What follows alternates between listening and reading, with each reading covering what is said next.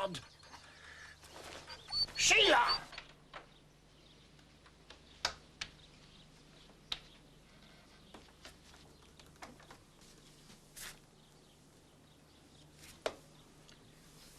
Come on, my boy. Today's the day. I've got your stuff all laid out. Gonna be a nice day. Oh, God. Oh, Dad, it's 7 o'clock. It's not gonna take me 5 hours to get ready. You want to look your best, don't you? You can't get married looking like a scruff. I remember the day I married your mother, God rest her. I had this bloody collar. Morning. Morning. No need to, you know. I can look after myself. I know you can look after yourself. I just thought it would cheer you up. Who says I need cheering up? I do. Nothing the matter with me? Well, if it makes you feel any better, think of breakfast as a bribe. Oh, the ulterior motive. Which is? The morning walk. This is not a boarding kennels. He's your dog. He's your responsibility. Ned's dog. And it's a she, remember? I can't go out looking like this. What would my public think? Please, for me. Do we have a deal? Yeah.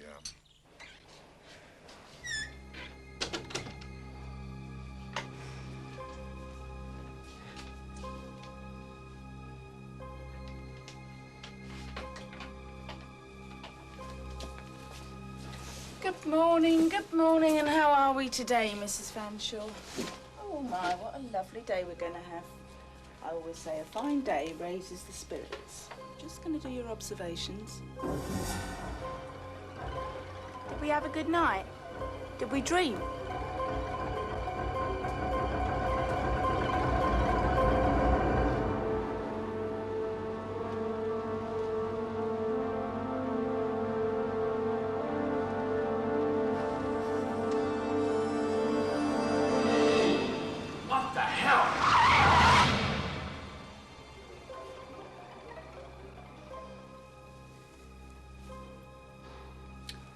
Come back and see you later, then you can tell me all about your dreams. Oh, morning, Doctor. Morning. How does she seem today? Same as ever, really. Well, not quite the same. All the indications are... Well, that's interesting. Has there been any movement? Fingers, for example? Didn't notice. Well, please try and notice. Okay. Tell Sister I want to check every 15 minutes now. Perhaps today's the day that Mrs. Fanshawe rejoins us. Well, what do we say if she asks, you know? Don't tell her anything. You leave that to me.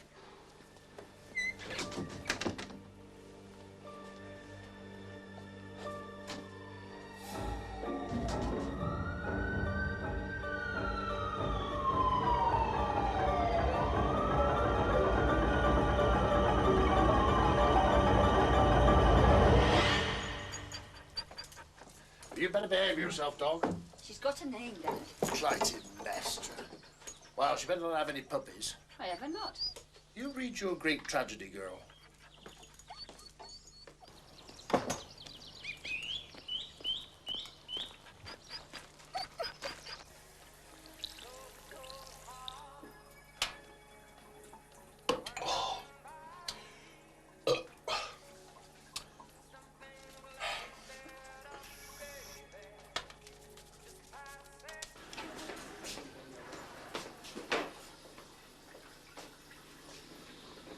Physician, heal thyself.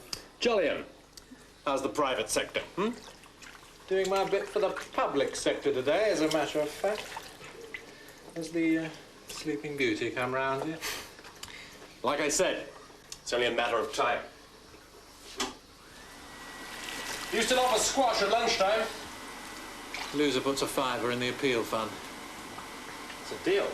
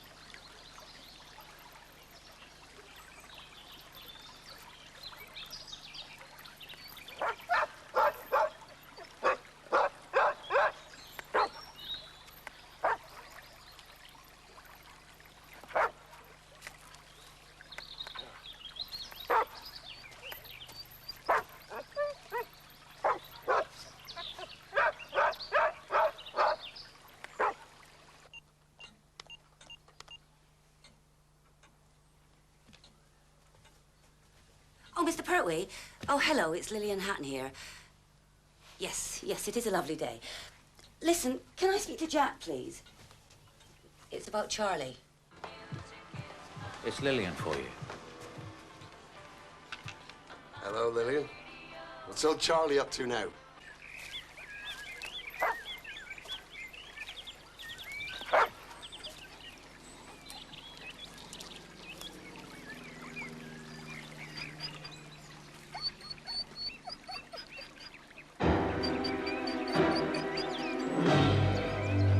That's what I want to know. There's no sign of him. Well, didn't he stay with you last night? Clytemnestra! Dog!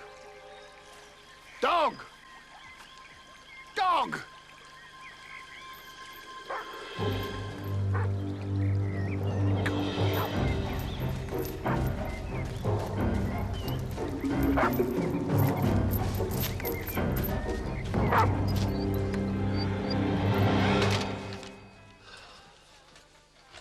The hell's happened to Charlie? He was all right last night in the pub. You can't get married without a best man, Jack. Well, never mind that. What's happened to him?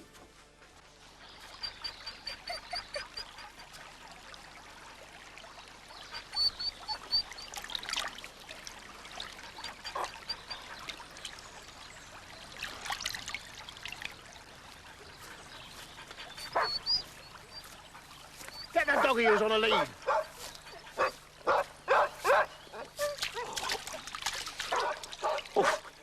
Oh, he must have fallen in. Maybe. Get that dog under control. He was drunk last night, but then you generally are at stag nights, aren't you?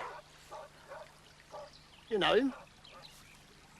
You can't see his face. How do you know him? You better call the police. They'll tell Jack. I am the police. How do you know who he is? Well, I'd know him anywhere. That's Charlie Hatton. He was going to be Jack's best man.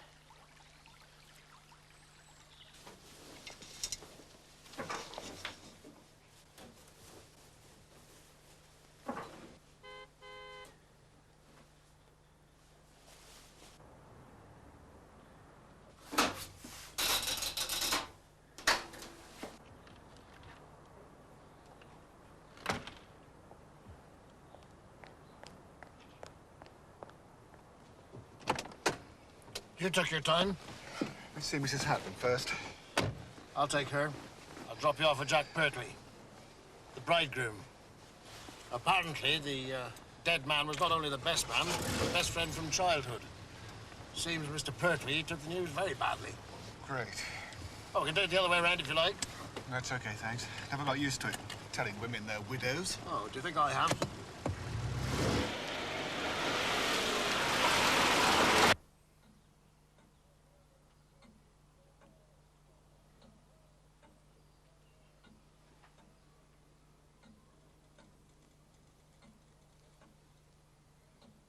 I shouldn't have bought green. Marilyn said it was unlucky to wear green at weddings. She said it when we were choosing her dress. It's a lovely dress. A real wedding dress.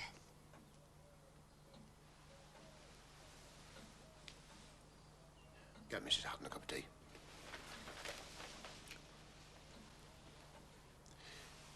Mrs. Hatton,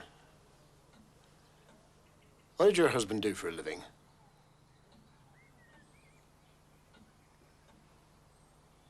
What? His job. What did he do? Charlie? Oh, he's an electronics engineer. He works at Blackstaff's on the estate. He travels all over the...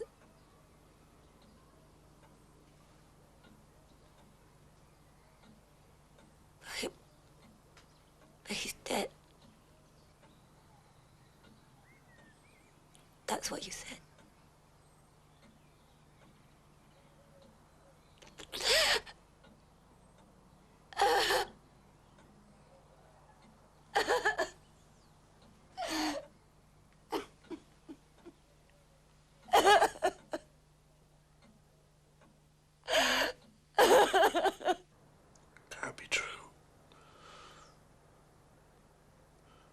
made a mistake. You must have. Not Charlie. No, no, not Charlie.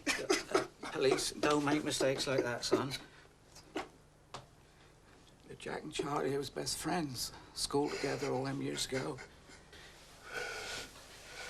They never changed. You couldn't get closer than them. Hey, Jack, listen, you'll have to speak to Marilyn. Yes, you will. And Lillian, you know, Charlie's wife. Marilyn's her best friend. They was all going to be so happy together. We have to call it off. The wedding, I mean. You couldn't. Dad? You answer the gentleman's questions. Look, I'll phone Marilyn, and you can talk to her yourself. Mr. Pertwee, Jack, I mean. When did you last see Mr. Hatton? See Charlie. Hello. Is Marilyn there? Outside the pub. It's Jack's dad. Last night, outside the pub. Said he was going home. And went off towards the footpath over to Kingsbrook. Which pub? The William IV? About 10:30. There was a group of you, 4 or 5. That's right. How'd you know that?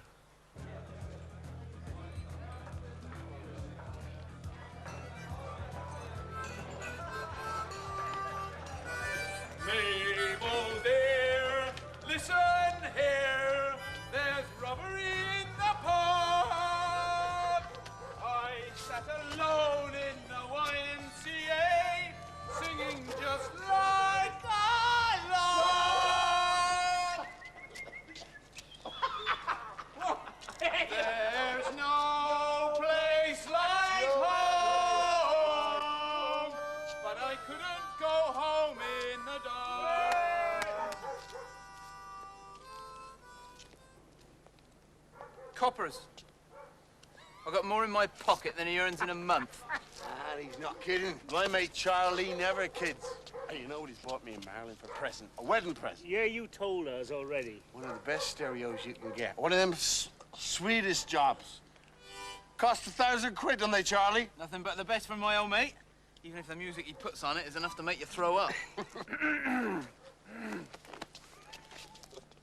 I am sure I buggery. I be up from Wareham.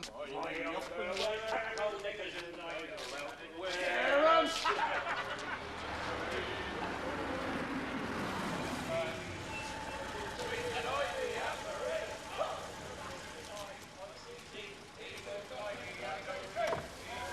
Problem? No problem, sir. Just high spirits, that's all. Good night. Good night, sir.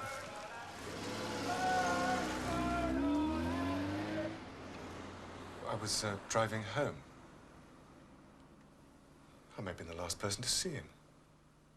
On his way... Go on. Say it. On his way to die.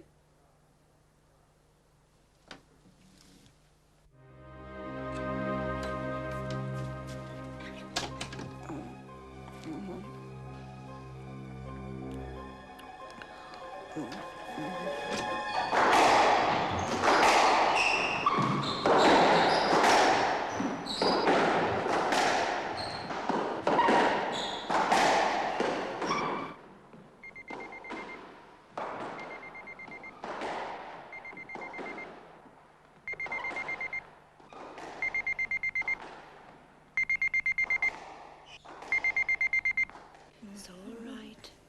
You're all right. Where is he? They put out a call. Let's go and check on it. There, Joan. Now, you're safe now. We're looking after you.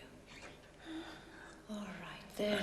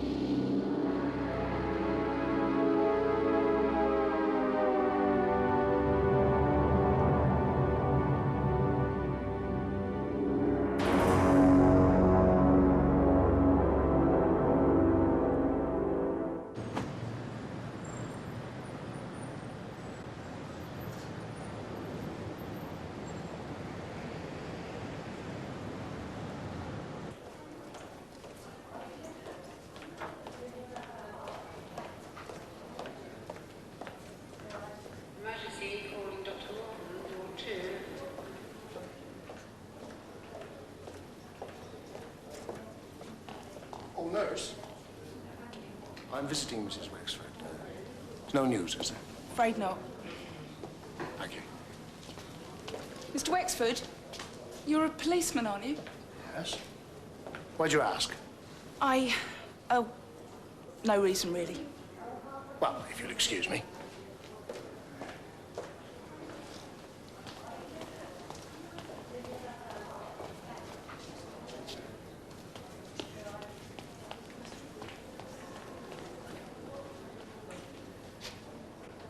I meant to get you some flowers, but I didn't get round to it.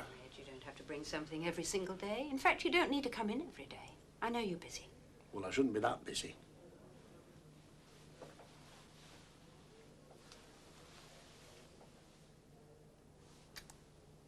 I am not made of glass, Reg. I won't break. Darling, a hysterectomy is a major operation. Yes. Well, it all went very well, remember? I'll be out of here soon. Has the doctor said anything? Well, I don't think there's been much change in my condition since yesterday, Reg. Well, I'm not silly. I realise that. Are you all right? Sorry. I took that blasted dog out for a walk this morning and found a dead man. Do you realise it's the first time that I've actually found a body? Well, it shakes you. It really does. Oh, it must. Just floating on the water. Like something thrown away. Excuse me. It is Chief Inspector Wexford, isn't it? Yes. Could I have a word for a moment?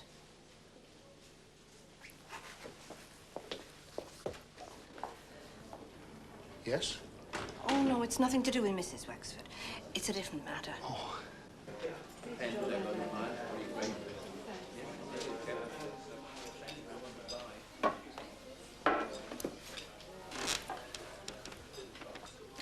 About the other night, what you were saying. Hey, I thought we agreed we weren't going to discuss that for a couple of days. Yeah, I know, but, Look, Mike, I told you I need time to think this over. The man Reg found in the river this morning. Turns out he was due to be best man at the wedding today. How is Reg? Well, finding a dead body can't be much fun. No, I meant the way he's been behaving. No, I know. He's just the same, snapping away at the least thing. I mean, I know Dora's in hospital, but these past few days... Poor old Mike. Between me and Reg. Oh, I can cope with him. It's not him I want to marry.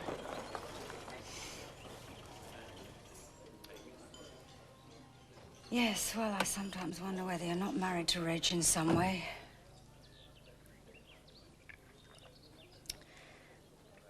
Look, Mike, I've got to think about what I'd be taking on. Your job is part of that. So are Pat and John.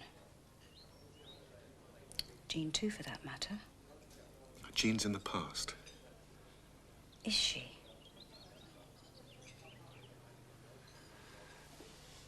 Very well, yes, I do love Jean. I'll always love her, but the grief and the unhappiness are in the past. But that's why I can love you. I'm in love with you. Yes? Message from the chief, sir. He's going to be delayed at the hospital and wonders if you can go to Blackstaff yourself. Yes, okay. What's the problem at the hospital? Sir? Is Mrs. Wexford all right? He didn't say, sir. And I didn't like to ask him. Okay, thanks. As I was saying. I know what you were saying. Really. I meant it. Bloody Martin. Of all the moments.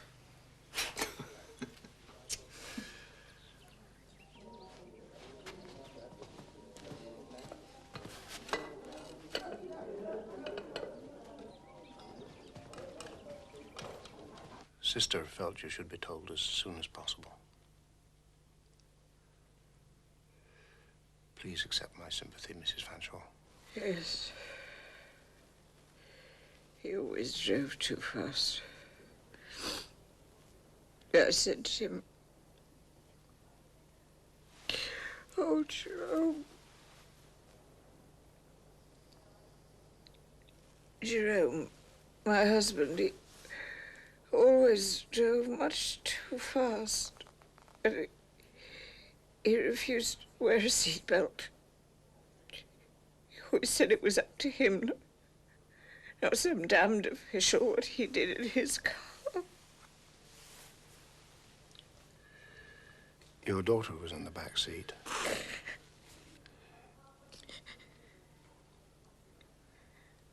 What? Your daughter. I'm very sorry, Mrs. Fanshawe. It wasn't just your husband. Jerome, I know. Your daughter also died in the crash.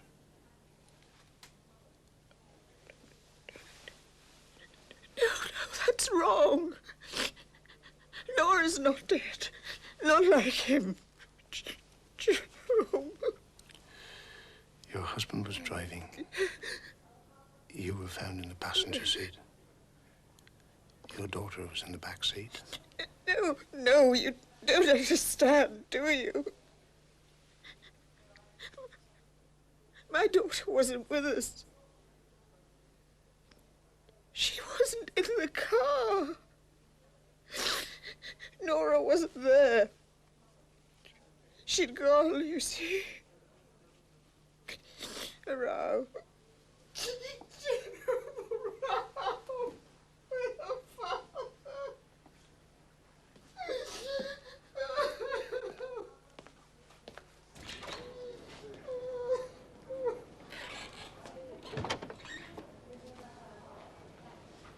Emergency call for Dr. Jones.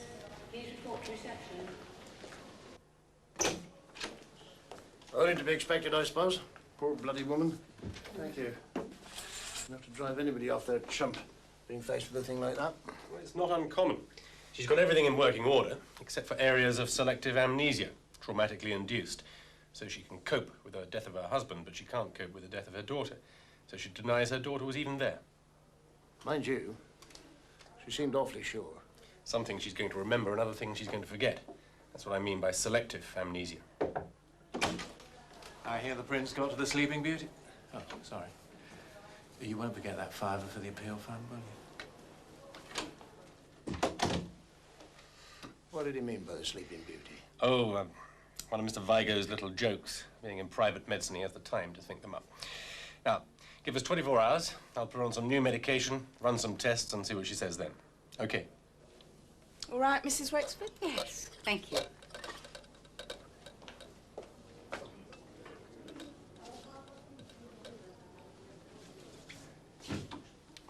She fancies you. Nonsense. Old man like me.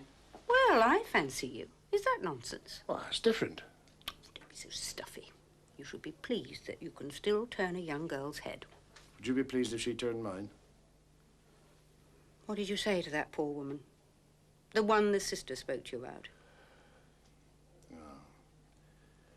What could I say? Second time today I've had to tell somebody she's a widow. It's what she said to me that's the problem. What do you mean? Never mind. It's you I came to see. Well, I hate to be ungrateful, but isn't it time you were getting back to your work? Oh, hello, Mike. How are you? Okay, thanks. You? Well, looking after him's no picnic, but apart from that, fine. Jenny and I saw the film. You were very good. Oh, thank you. Hello, Mike. Well, I'll leave you in peace. I've got a date. I'll pop in and see Mum later, and I'll take Clytemnestra. Well, don't let that dog find any more dead bodies. We had enough trouble with this morning's catch. Clytemnestra? Rover was good enough in my day. Oh, take your coat off. Sit down. Oh, where are we? Who did you talk to? Quite a few. I phoned Charlie Hatton's boss at Blackstaff's, and then I saw George Carter.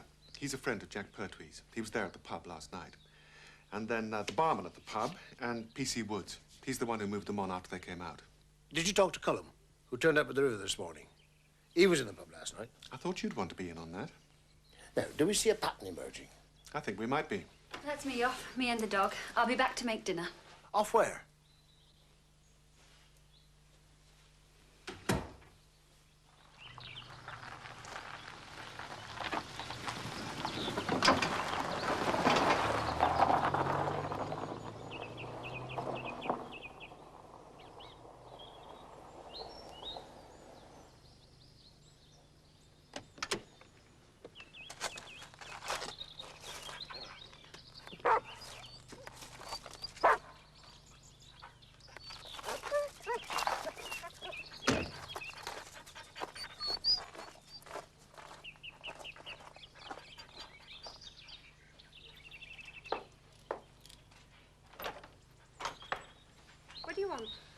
I've got an appointment with Mr. Vigo. Oh. Surgery is at the back. There is a notice. And you'll have to leave your dog in the car. It's not allowed in the surgery.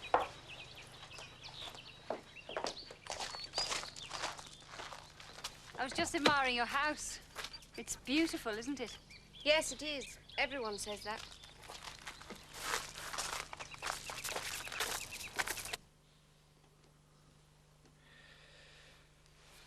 I see. I see what your camera chat means.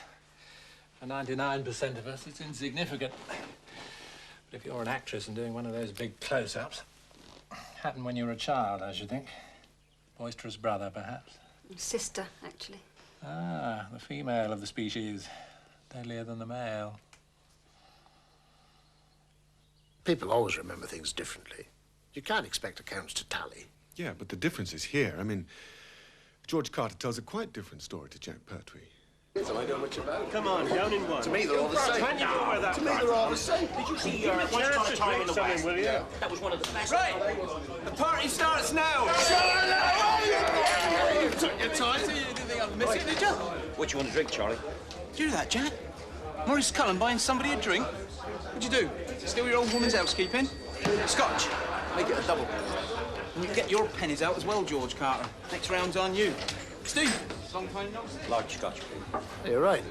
Doesn't fit, does it? According to Carter, Charlie couldn't open his mouth without insulting somebody. But from what Jack Pertwee said to you this morning, everybody loved him. Warm, generous Charlie.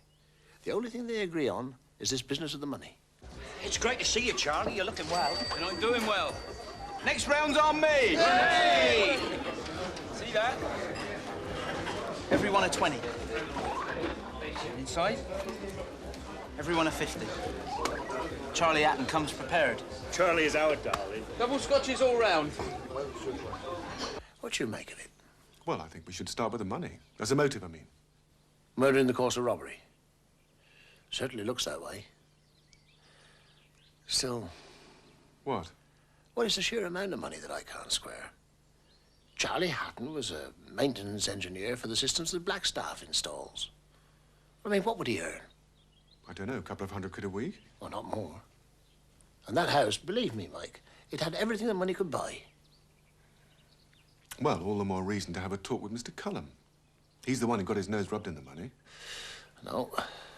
I'd rather have the result of the PM first. Is McNaughton still on leave? Yes, it was Len Crocker I spoke to this morning. How's Dora? Oh, she's fine. Fine. The delay at the hospital. Oh, that was something else. She seemed so sure. Who did? What? Oh, Dr. Crocker, please. Mrs. Fanshaw's just regained consciousness. Who? Mrs. Fanshaw. Husband and daughter killed in that car crash. On the bypass some weeks ago. Oh, yes, I remember. Oh, hello.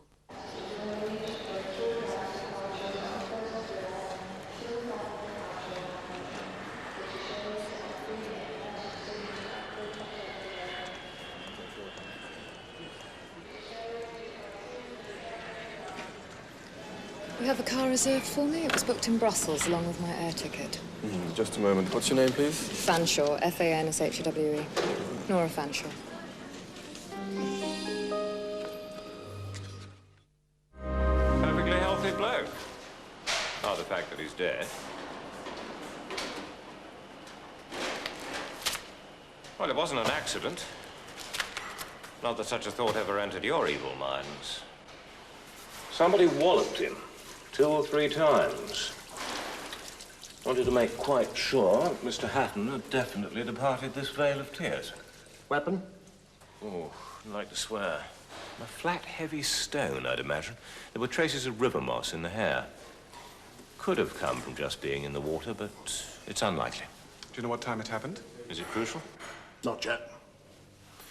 Sometime between 11 and 12 would be my best guess, but don't lean on the edges. Talking of leaning on someone. Patience, Mike, patience. Step by step. You're always quoting procedure at me.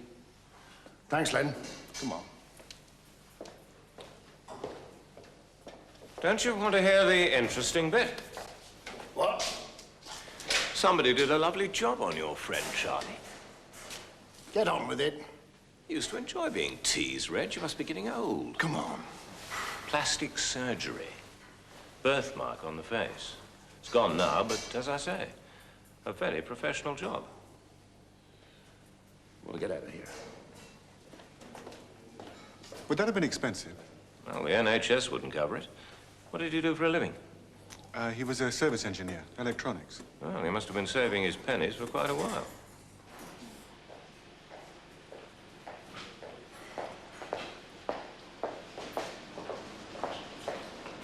I'll just be a few moments.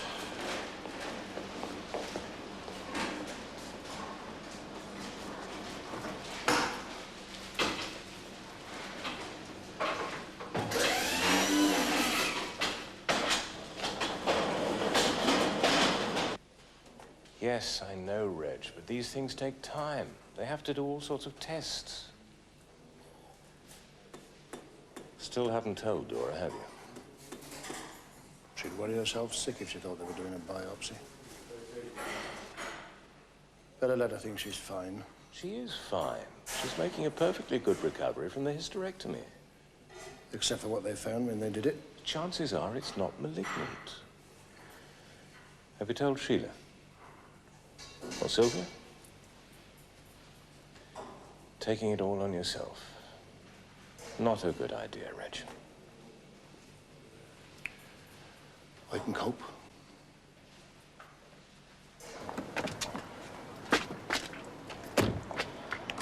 That's Jack Pertwee. I asked him to come in and make a statement. I want to talk to him. Mr. Pertwee. Chief Inspector Wexford, I'm in charge of this case. You got him yet? Early days. Have you got any idea who it was did it? My fiancée. Marilyn Thompson. How'd you do? We've just been hearing about Charlie Hatton's face, that disfigurement. Yeah. Strawberry mark. Poor little beggar.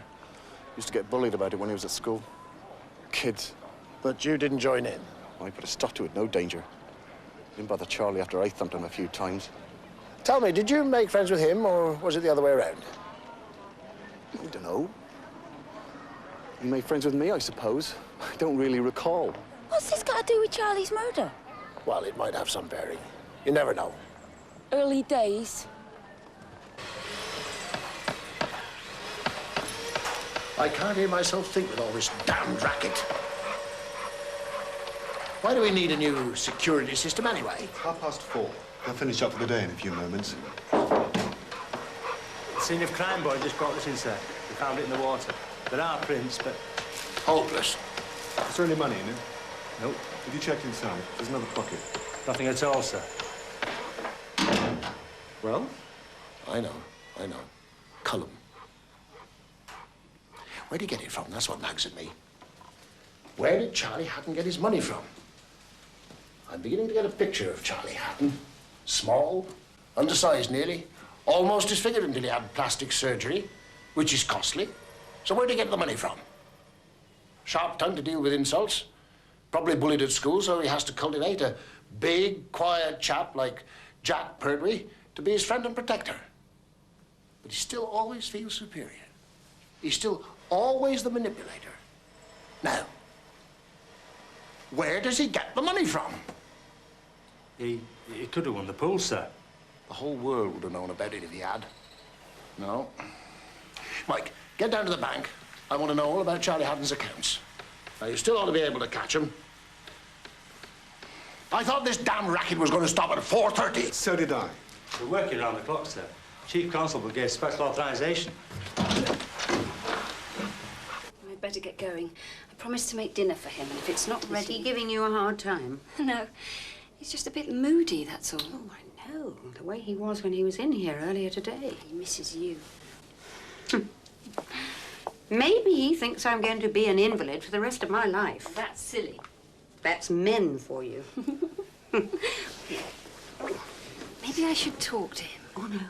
You should know your father better than that, even though he's always had a soft spot for you. He likes to work things out for himself.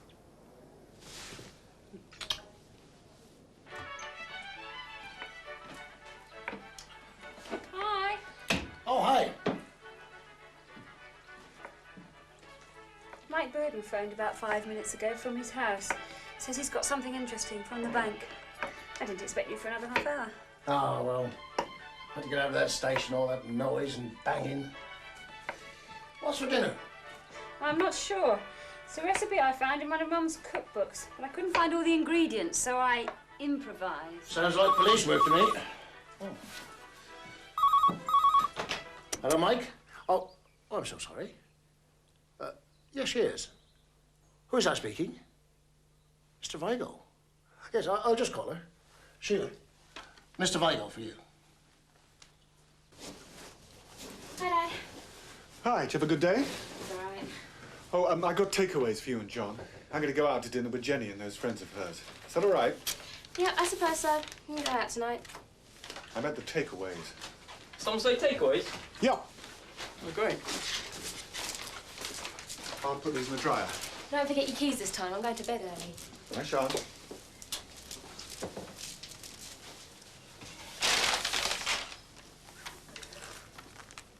He's going out with Jenny again tonight. Silly question. Told you, he's going to ask. No? He is. No. He already has. Bet you. It's ridiculous. Dad, I agree with you. For God's sake, it's not vanity. It's what other people think, what they notice. Other people? They're important. Producers, directors, cameramen, they make the decisions. If I'm going to do more films... Does your mother know why you're down here? What does she say? She says she's going to go along and see him herself after she comes out of hospital. Why didn't you tell me? Because I knew you'd react this way. And you're a bit moody anyway just now. I'm sorry. I should have told you. I know you don't like secrets. You all right? Yeah. Just a bit of a headache. All that hammering and banging at the station. At the station? What's it in aid of? Oh, we're putting in a new security system, though. Why on earth?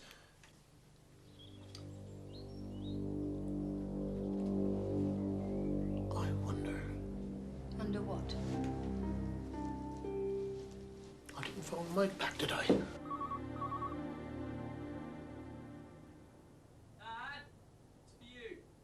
Wexford.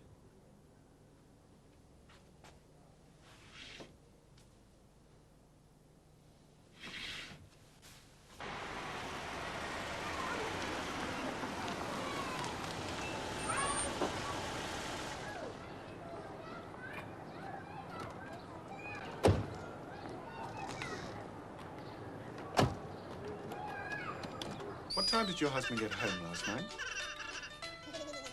No, thank you. 11:15. How can you be so sure of the time? It was 11:15. Right, come on, you lot, outside. Come on. Upstairs, don't you argue with me. You can watch the television later on. Now, off you go. Come on, I want to talk to these gentlemen. Now, go on, off you go. And tell that dog to stop barking. He's barking at Mrs. Brown again. And make us a cup of tea while you're out there, will you? It's been a long, hard day, Mr. Cullum.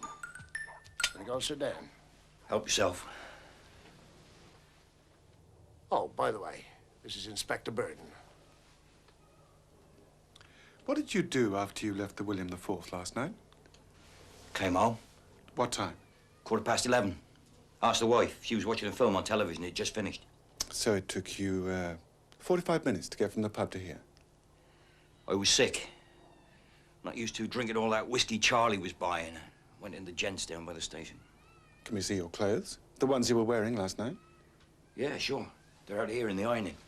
They've been washed? Yeah, I told you. I was sick. I made a mess of myself. What were you doing down by the river this morning when you met the Chief Inspector? I was just going for a walk. Taking the dog, like him. Just a walk? Hey, Christ, what is this? I had nothing to do with Charlie. Why did I want to kill Charlie? When we were talking this morning, you said you drove a van. Did you ever carry anything for Blackstaff's? You know, computer systems, so forth. Yeah, bits and pieces. That's where I met Charlie. Did you ever wonder where Charlie got his money from? He was flashing it about in the pub last night. Oh, we've talked to Jack Pertwee and George Carter. No. That's Charlie's business, not mine. He didn't put much in the bank. Does that suggest anything to you, Mr. Cullum? Not particularly.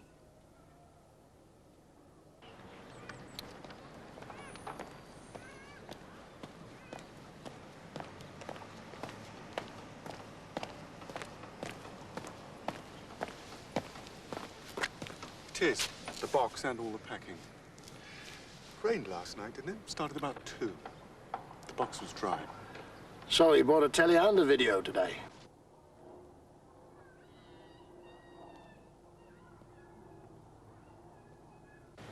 No, he's watching us. Top window. Well, I should hope so. Why else do you think we're standing here? He's lying, isn't he? Oh, he lies are queuing up behind his teeth. What's he lying about? That's what I want to know. About Charlie Hatton. You can see the kind of life they lead. I think he followed Hatton home, banged him over the head, and took the money. Listen, Mike, I've never known a murderer return to the scene of the crime. Not the way Maurice Cullum did. First thing tomorrow, get down to Blackstaff's, get a record of all Charlie Hatton's jaunts, everywhere he's been, all his jobs. I've got an idea where he's got the money from. Coffee? Frankly, I'd prefer a stiff whiskey. I know, I'm sorry. They're a really nice couple, usually. We spent half the evening at each other's throats. Didn't know where to look sometimes. Well, maybe they're just going through a bad patch. Does happen, you know. Oh, really? Hey. You don't think I did that deliberately, do you? I mean, took you to see them. Well, they're hardly an advertisement for the joys of second marriage, are they? For heaven's sake, Mike, I didn't know they were going to behave like that. Anyway, even if I did, I'm not that devious. I know. It was a joke. Oh. Now, what about that coffee? Okay. Oh, for heaven's sake. What's the matter? I've forgotten my keys again. And Pat was going to have an early night.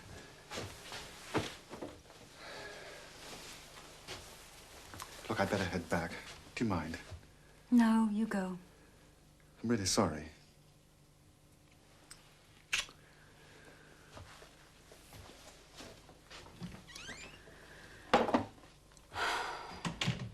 Yes. Yes, all right, I'll come. Yes, right away.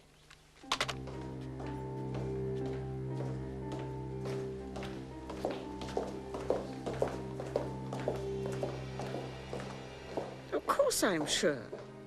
Are you suggesting she's some kind of double? Do you seriously think a mother doesn't know her own daughter? What is the problem, Chief Inspector?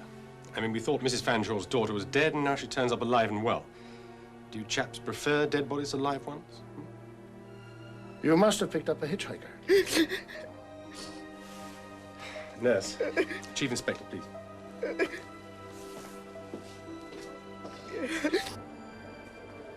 If Nora Fanshawe is alive and well, who was the girl in that car? And how the hell did she get there?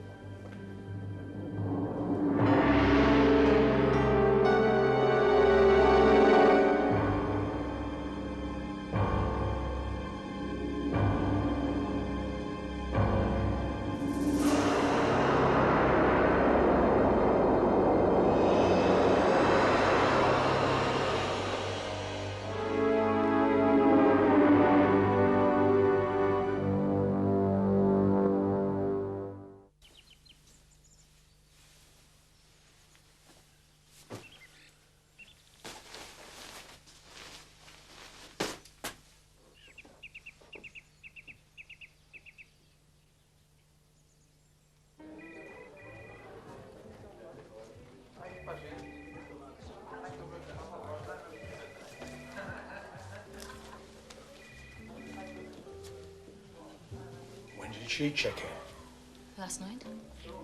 Remember that car crash, 4 or 5 weeks ago on the bypass? The man died, wife's been in a coma ever since. That's the daughter. Carry airbags anytime. She wouldn't even notice you.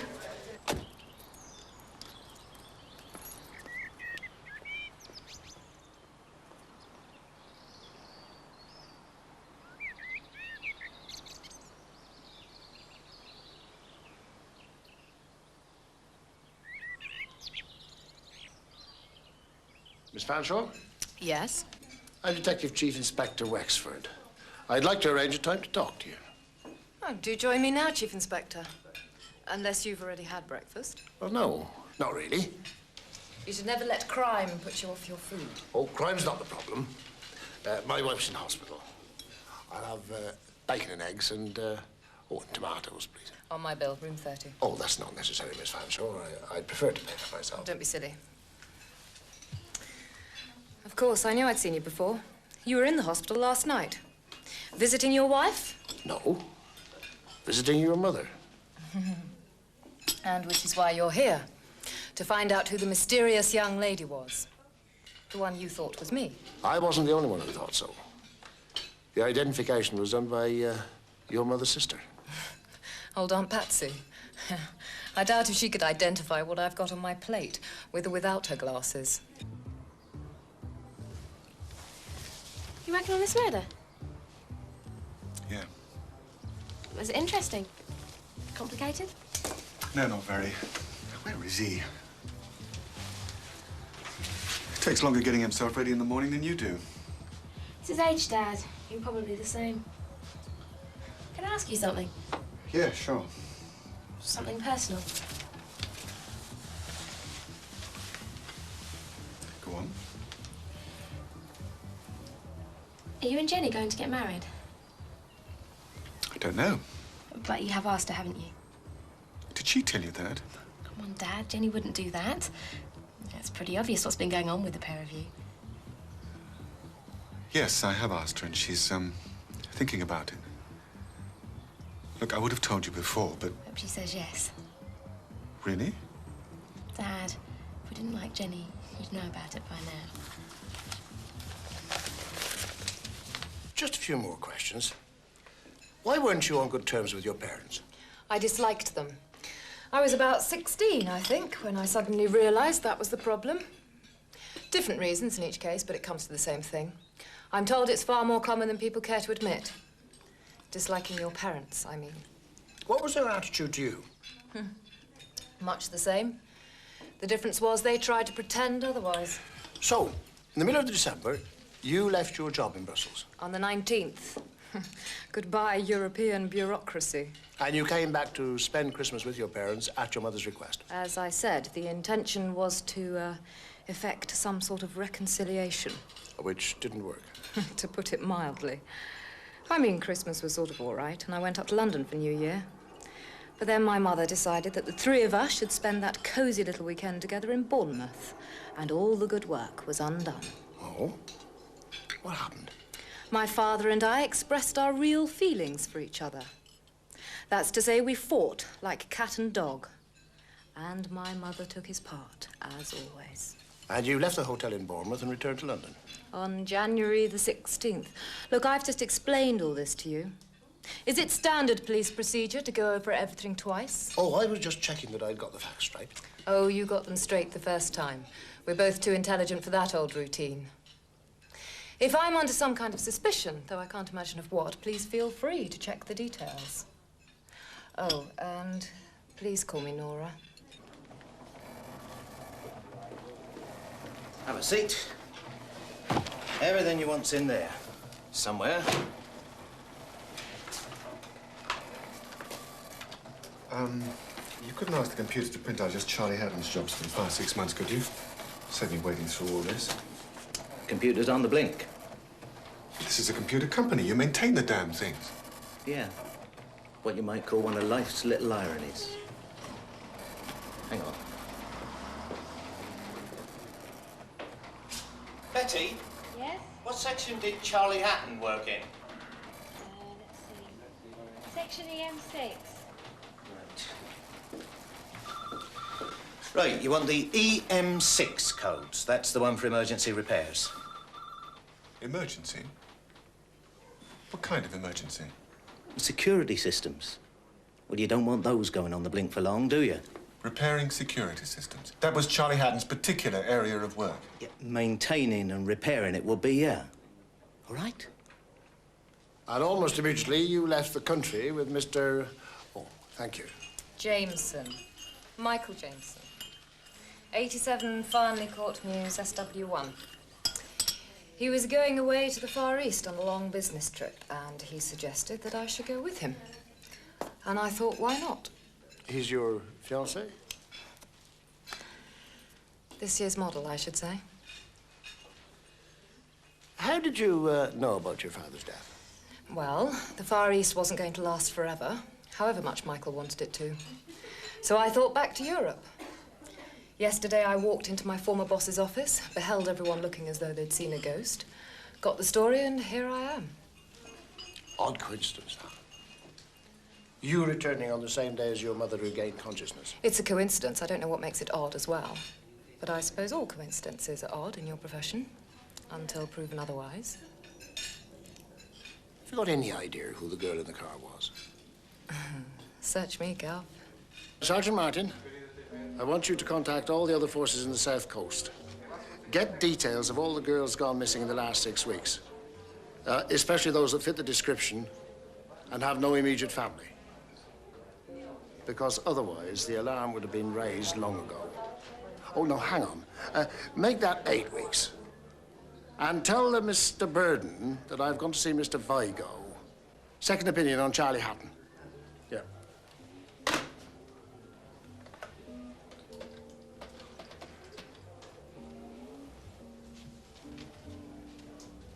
Dr. Crocker, please. Oh, hello, Len. Any news? No. Yeah, thank you, Len. Yeah, bye.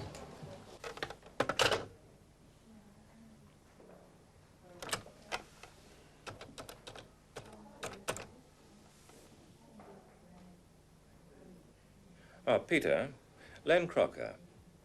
Look, do you think there's any chance of hurrying up the biopsy on Mrs. Wexford? Yes, I know, but the poor bloody husband's a friend of mine, and he's going quietly crazy.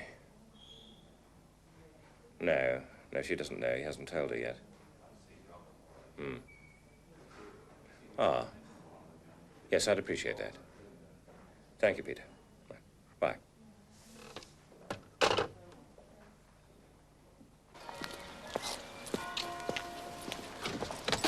Sir? Is Mr. Wexford in? Been and gone, sir. To see Miss Fanshawe at the hotel. What? Mrs. Fanshaw's daughter. You know, the lady in that car crash. Yes, I know, but... Well, it seems that Miss Fanshawe turned up alive and well last night, which means we've got a stray corpse in our hands. Look, I need a hammer. This Hatton business. What are you up to? Nothing that can't wait, sir. Good. There's some collating work to be done. Many hands make light work, as they say. Is he coming straight back, Mr. Wexford? No, sir. He's gone to see Mr. Vigo. Who's he? No, sir. Thought you would. No doubt we'll hear in due course.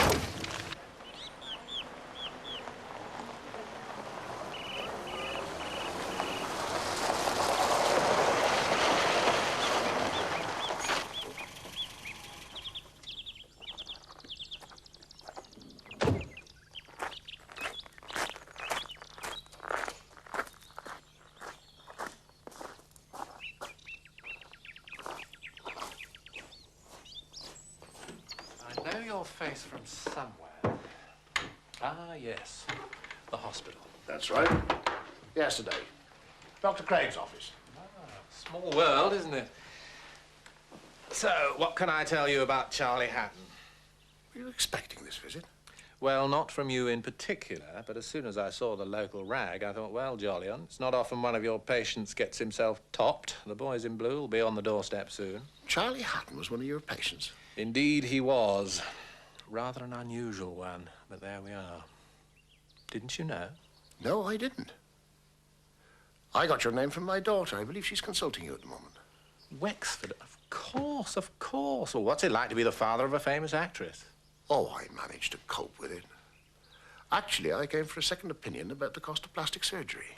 Cosmetic. Cosmetic. In Mr. Hatton's case, £750.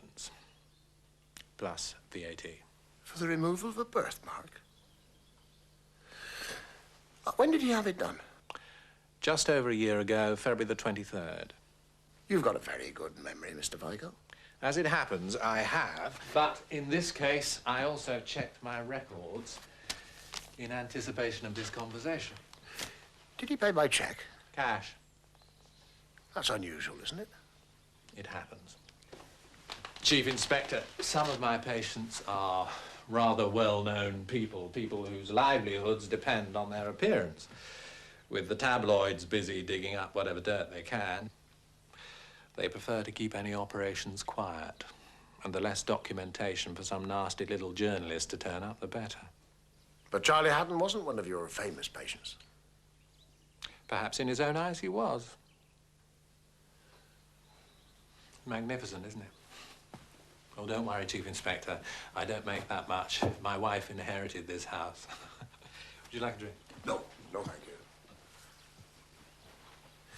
What did you mean when you said that Charlie Hatton was an unusual patient? Oh, poor fellow's dead. I don't really like to talk ill of him. Oh, I'll treat your comments with discretion. Please. Well, one doesn't like to be snobbish, but he couldn't stop talking about money. He seemed obsessed with it, or rather, an obsession with how much he had in comparison to his friends. He just harped on and on. I only mentioned his wife to tell me he just bought her something new to wear. Do you know what he did for a living? Yes, at first he just said electronics, and I thought he must have his own company or something. But I was talking about the alarm system we have, and it came out he was a sort of service engineer. I think he was rather annoyed he'd let it slip out. Didn't you ever wonder how he could afford to come to you? Chief Inspector, he made it clear he could afford anything he wanted. Many irons in the fire, many fingers in the pie. He wasn't gifted with an original turn of phrase, I'm afraid, to be frank. Please. Well, he struck me as a distinctly shady character. I can't confess to total surprise when I saw the paper this morning. Ah, darling, this is Chief Inspector Wexford. My wife and my son, all of 7 months. Oh, what's the matter? There we are. Isn't he splendid, eh? Aren't you? Aren't you a lovely boy? Children are a joy, aren't they, Mr. Wexford? Your first? They're always special. No, Alexander's our second child. His brother's in a special hospital. He was born rather badly handicapped. Oh, I'm sorry to hear that. But Alexander makes up for all that. Don't you, boy? Hey, don't you? Yes, you do. Yes. There we are. You go have a sleep.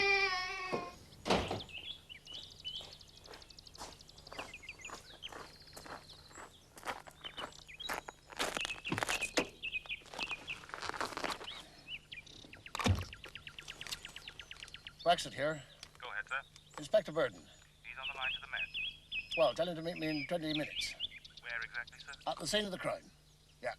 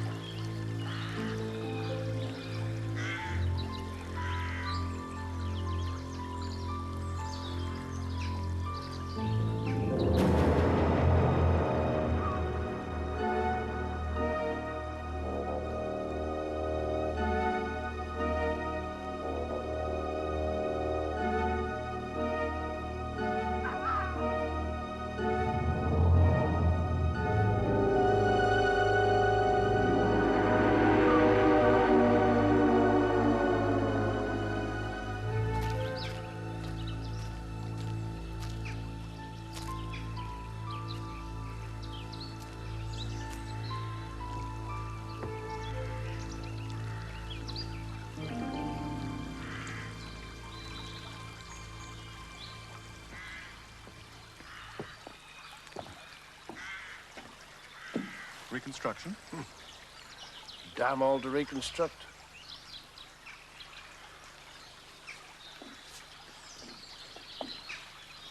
At least we know now what his racket was. Doctoring alarm systems. Robberies all over the place. No one thought to do a national correlation with the service company before. He didn't do them himself, though. He had the perfect alibis. Always off working on the other side of the country when the job was being done. What sort of sums of money were involved? Oh, thousands. And Charlie got his cut. Maybe he wanted more. Demanded an extra share of the take, and...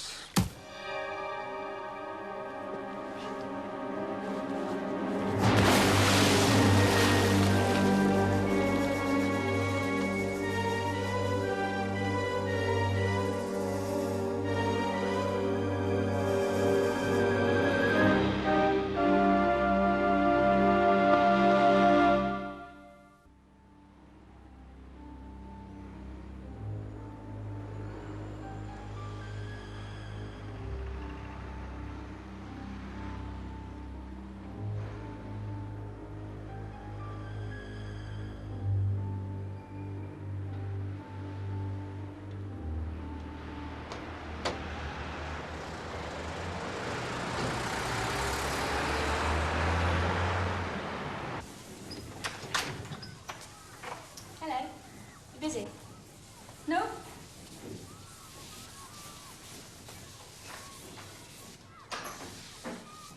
Do you want to chat?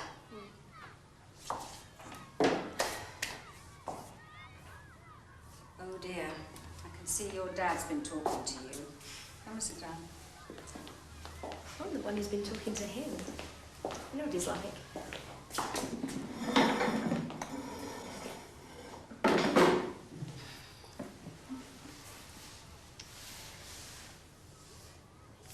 I just wanted to say, I think it's a terrific idea. Really. It helps. And what about John? I don't know. He doesn't say much. He might be a bit funny, but basically, I'm sure it would be fine. If you decide. Look, Pat, I want you to realise that it isn't you and John that are the problem as far as I'm concerned. It's just that I'm sort of used to being on my own, you know? I'm independent. Do you understand what I mean? I think so.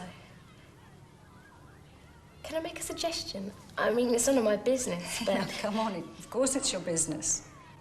What's the suggestion? Oh, watch what? Oh, hello, Inspector. Mr. Carter. How are you getting on? Found out anything? Who did Charlie? Our inquiries are proceeding, sir. That's really all I can say. Is there somewhere we can talk? I can't tell you any more, Mr. Carter. I know, it's not that. It's something I should have said before. Maybe. It probably didn't mean anything. That's all there was? Apart from the suitcases, yes, Gov. The daughter's, the young woman's was lying in the middle of the road. The Fanshaws were still in the boot. What was in the young woman's case? Just a few clothes, Gov. No driving licence, no purse, nothing of that sort? No, Gov. Well, didn't it strike anybody as peculiar that there was no identification whatever? Well, the boys on the spot went on the assumption that... Assumption? Damn carelessness. So, we only have the aunt's word for the identification of the young woman. Well, the girl's face was badly, hitting the road. The speed Fanshaw was doing, Gov. Any sign of what caused the accident? Bad weather conditions? No, it was a fine night, Gov. No frost or fog or anything like that. We just assumed that the car had gone out of control. Maybe a dog running across suddenly, or perhaps Fanshaw dozed off at the wheel. Any other drivers, witnesses? The bypass is pretty quiet that time of night, sir. Did you send out an appeal for information? Yes, Gov. Local radio. No, nothing. Do you want to see the contents of the case? What? Oh, yeah.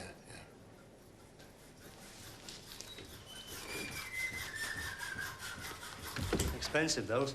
I tried to get my sister one for her birthday, but the prices...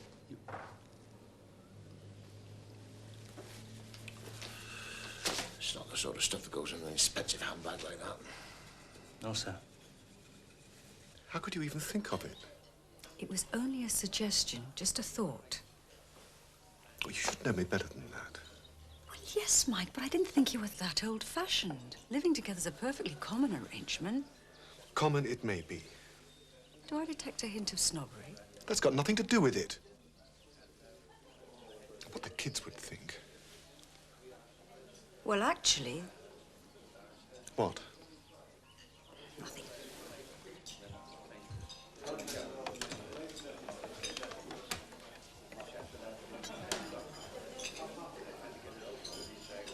Don't you see? If you want some sort of trial marriage, it means... Means what? You don't have any confidence in us. All right, Mike. Yes, I do have doubts about us. We're not exactly meeting in the middle, are we? Your life isn't going to change much. The house, the kids, your job. I mean, it's pretty much business as usual for you. It's my world that's going to be turned upside down.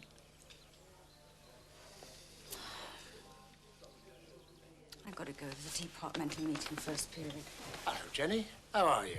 In a hurry, I'm afraid, Reg. Oh, how's Dora? Oh, fine. She'll be home in a few days. Oh, good. You must be missing her. Yes, I am. Bye, Mike. What papers? Legal papers, Mother. I spent the whole morning with the solicitors. They're sorting everything out, and they'll bring the papers round tomorrow for you to sign. Is there some kind of a problem? Your father always said if anything happened, I'd be well provided for. Not unless you count being a wealthy widow as a problem. Widow? Oh, your poor father. You can spare me the hypocrisy, Mother. That's a terrible thing to say. Is it? Then who was the girl in the car? Did he pass her off as his latest secretary? Or did he just tell you the truth about what she did for him? Nora! Oh, come on! The police will find out eventually, but you can save them the bother, can't you? Just admit it. There was no one else in the car. Why does everyone keep going on about it? Because the more fuss you make about lying to the police, the more trouble there'll be when the newspapers get hold of it. I really think your mother needs rest, Miss Fanshawe, after all she's been through. Oh, she's had plenty of practice. Her late husband's been putting her through it all her life. When you spoke to Jack Pertwee, did he say anything about this, McCloy? No. But then apparently he wasn't in the room at that particular moment. According to Carter, he's gone to the toilet or something. Oh, Jack getting married, eh? For better or worse, for richer or poorer? Poorer in old Jack's case, probably. Just like you, Morris. Oh, stuff it, will you, Charlie? No, you don't want to be so sensitive, Morris. I mean, a man like you with so many grubby little mouths to feed. He needs say no to the wife now and again, don't he, George? They are. Oh, dear, another sensitive one. Don't worry, George. Plenty more fish in the sea. You've been seeing much of McCloy lately, Charlie. He's getting married in the morning. Ding dong, bells are gonna chime. Here comes breakfast. Don't lose Who's he? breakfast, but get me to that church. Hey, Charlie. Oh, get me to that church. George wants to know who McCloy is. Tell him to shut his fat mouth.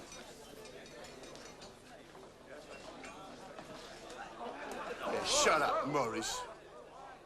Shut up about what?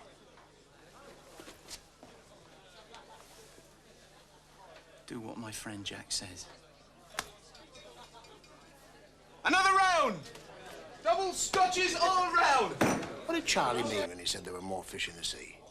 Oh, apparently Carter was engaged to be married last year, but the girl jilted him for a friend of his with better prospects. He says that's why I didn't mention it first time round. Didn't want to have to explain it all. McCloy and Charlie? Exactly my thought. McCloy could be Charlie's associate, the man who did the robberies after he'd fixed the alarms. We ought to talk to Cullen again, don't you think? Not till I've had a word with some other interested parties and you've put a team together.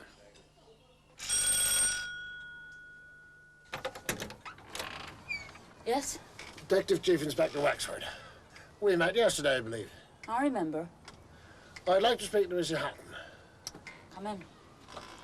Still early days, is it? Or are you Chief Inspector, have you got some news? Well, I'd like to ask you a few questions, if it's convenient. Mr. Pertwee? You found him yet? Bastard, did Charlie in? Sorry, Lillian.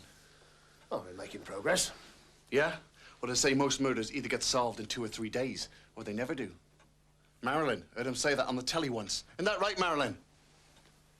Oh, in general principle, that is true, Mr. Pertwee. May I talk to you? When you get him, just let me know, will you?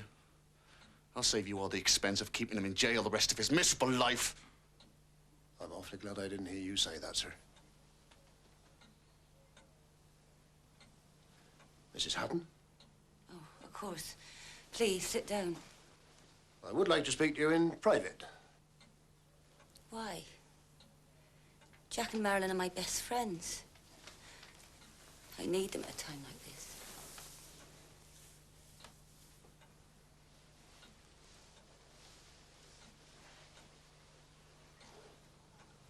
Oh, you spent a lot of money on this house. How could your husband afford it? I beg your pardon. Well, his take-home pay was £160 a week, roughly. We know that from Blackstaff's. He also bought Mr. Pertwee and his fiancée a stereo system worth well over £900 for their wedding. On the night that he died, we estimate that there was £500 in his wallet. Now, where did he get it from? But how should I know? Well, didn't you ever ask him? Weren't you at all curious about all the money he spent? Now, just wait a minute. You're supposed to be finding out who killed Charlie. Not accusing him of things when he can't defend himself. We believe that Mr. Hatton's murder and his criminal activities were linked. You! Jack, don't.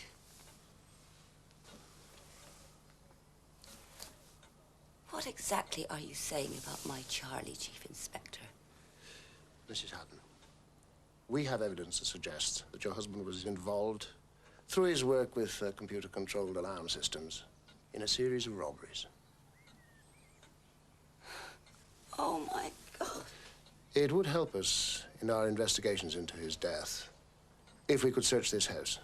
What for? You think his murderer's hiding here? One possible theory is that he was killed by the men that he was involved with in these robberies. Another possibility is that he concealed some information about them here, in this house, as a sort of an insurance.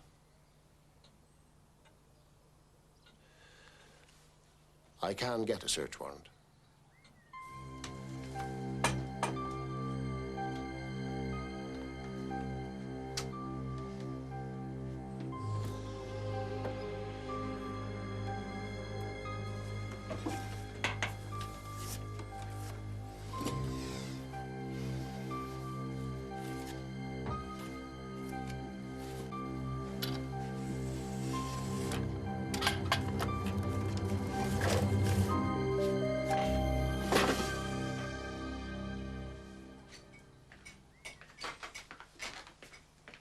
Mrs. Hatton, whose diary is this? Oh, it's mine. Would you mind if we borrowed it? Oh, I suppose not. Though I can't see what Bloody that's got... police. Thank you. We'll make sure it's returned as soon as possible. McCloy next.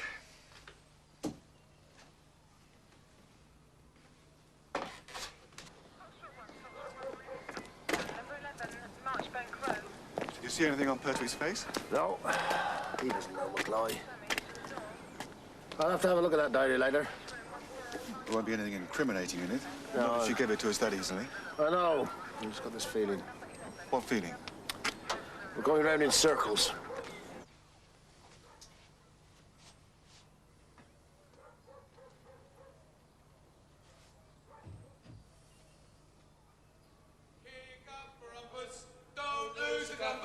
Hey, Charlie, George wants to know who McCloy is. Tell him to shut his fat mouth.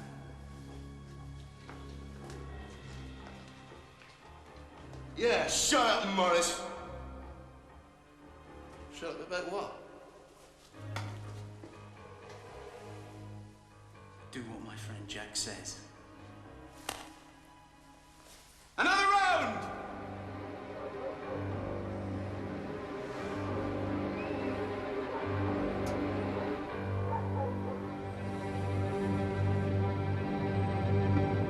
What's your husband doing? He's working. What do you think he's doing? I'm sure you need every penny your husband can earn, Mrs. Cullen. Still, that new microwave oven must help with the meals. Look, I'll tell him you wanted to see him. Tomorrow morning at the station, Mrs. Cullen. First thing. I don't want to have to send anybody around to fetch him. All right?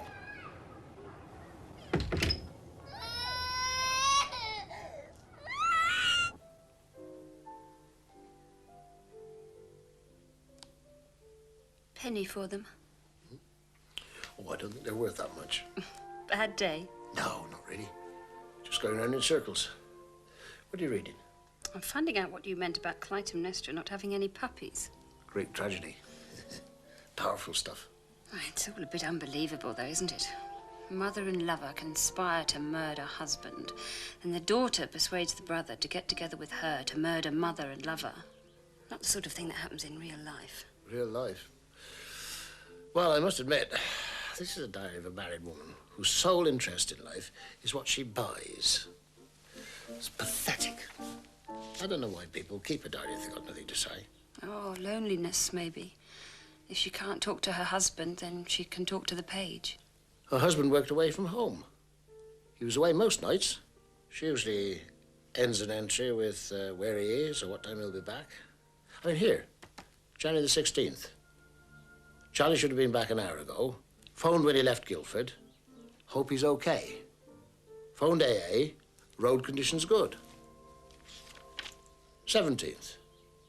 Charlie arrived 1 a.m. Seemed excited. Didn't come to bed for hours. Well, it's nice she cared so much about him. Ah, discovered a juicy bit.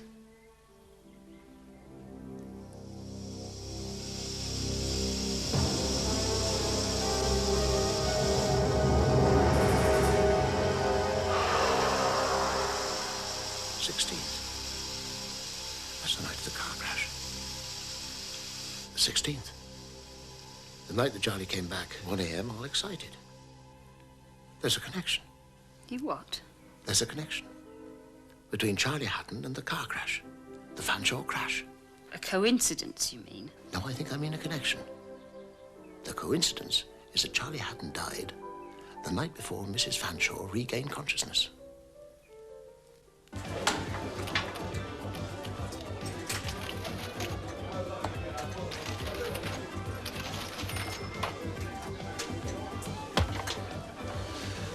I want a word with you, George.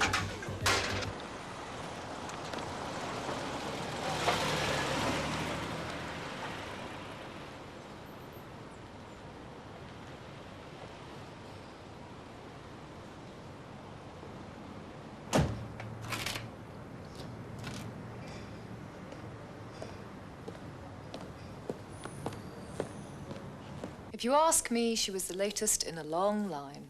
In a long line of what? What my father called his secretaries. Well, secretaries work in offices. Do you know much about stockbroking, Chief Inspector?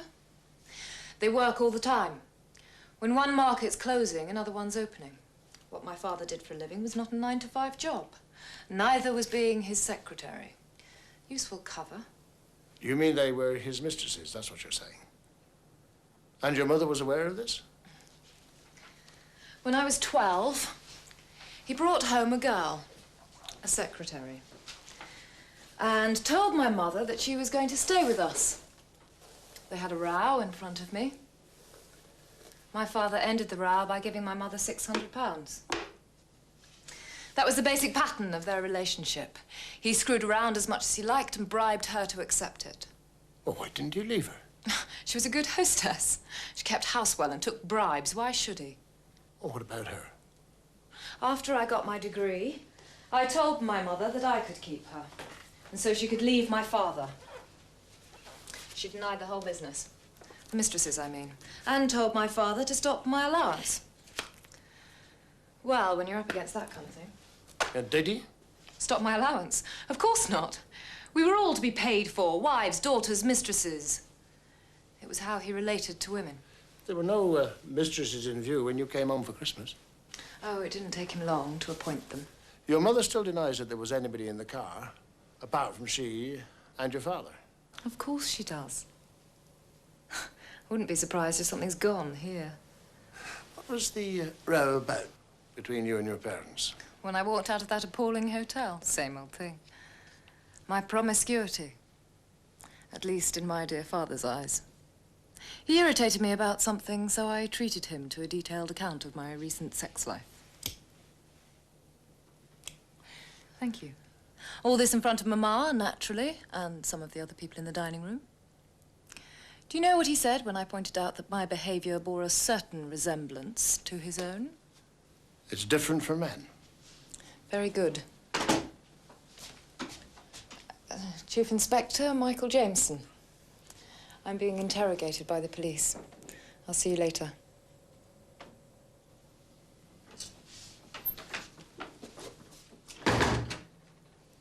You remember me telling you about Mr. Jameson? This year's model.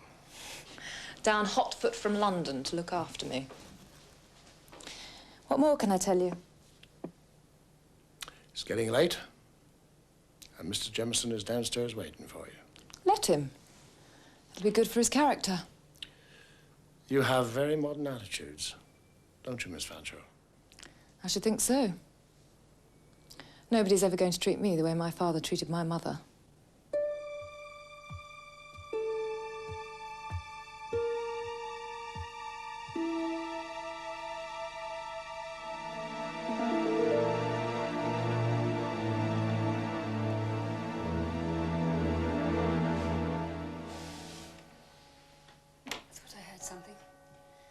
Did the dog wake you? No. No, I just couldn't sleep, that's all. You got the latest case on your mind? Yeah, I suppose so. Okay, enough's enough. I've had nearly a week of this. What's bugging you? Bugging me? You know what I mean.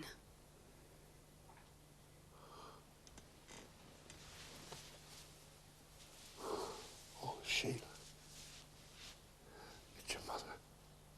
Oh, Christ. I knew it. Nothing confirmed. Nothing like it. They're doing tests. Crocker says even if they're positive, there's a chance. How long have you and Mum known? Crocker told me the day before you came down.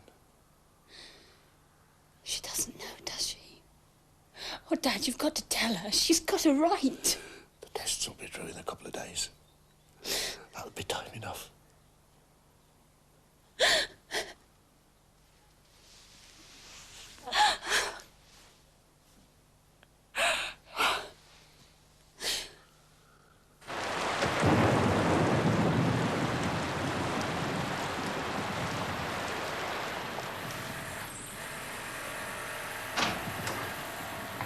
Morning. Callum's been waiting for nearly an hour. Won't do him any harm. Good for his character. It's a shambles out there. All that racket. Everything all right at the hospital? Door okay? Eh? Oh, yes, thanks. Fine. I was thinking about Mrs. Fanshawe. You know, there is some connection between that crash and Charlie Allen. I feel it, Mike. All right, all right. Where are we going to talk to Colum? Room next to the cell.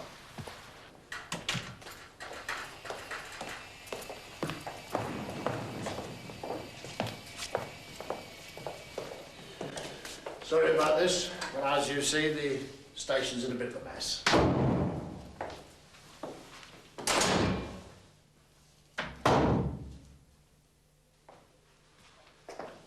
What we want to know, Mr. Cullen, is where you got the money. You've spent, to our knowledge, nearly £500 since Charlie Haddon was killed. 500 in cash. We also know what you earn.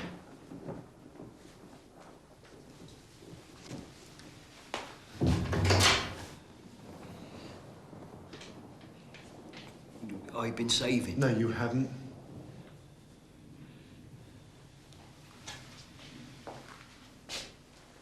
All right, I'll tell you what you did.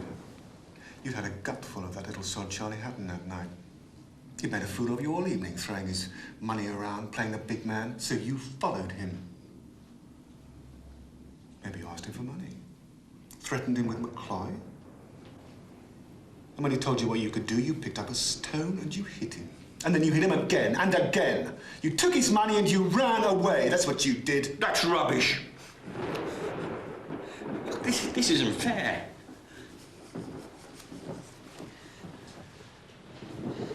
Frightened of storms, are we? So what if I am? There's nothing wrong in that. It's not the storm that bothers you. It's guilt, a guilty conscience. Doesn't help, you know, Colin. Washing your clothes afterwards doesn't help. We could open up the drain pipe, find traces of river mud, blood, whatever we want.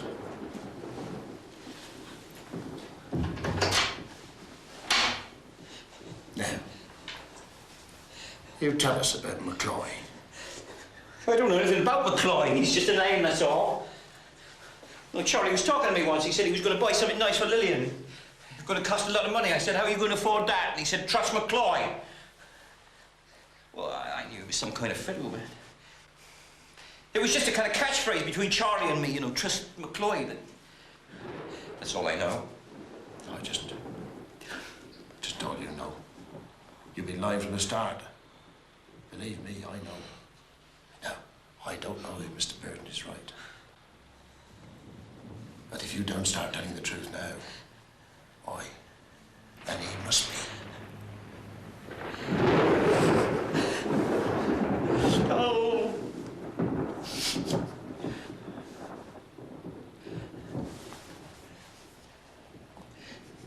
Well, I stole money from Charlie. The night Charlie was killed. No! No! It was in the morning, just before I met you. I was taking my dog for a walk and I saw Charlie's wallet by the bridge. I recognized it. You know, I picked it up. It was empty. But I remembered that there was a little zip pocket inside. Well, that money was still there and I took it out. And then I threw the wallet in the water. And then I let the dog off the lead and she ran away and I couldn't call her back. And that's when I met you. I just thought Charlie had lost his wallet somewhere. I didn't know he was dead. Oh, Christ! Tell me it's going to stop. Is it passing on?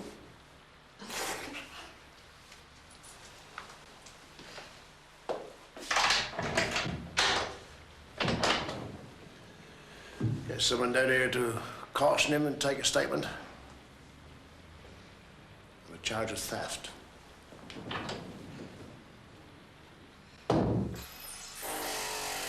Cullen's being arraigned at 3 this afternoon.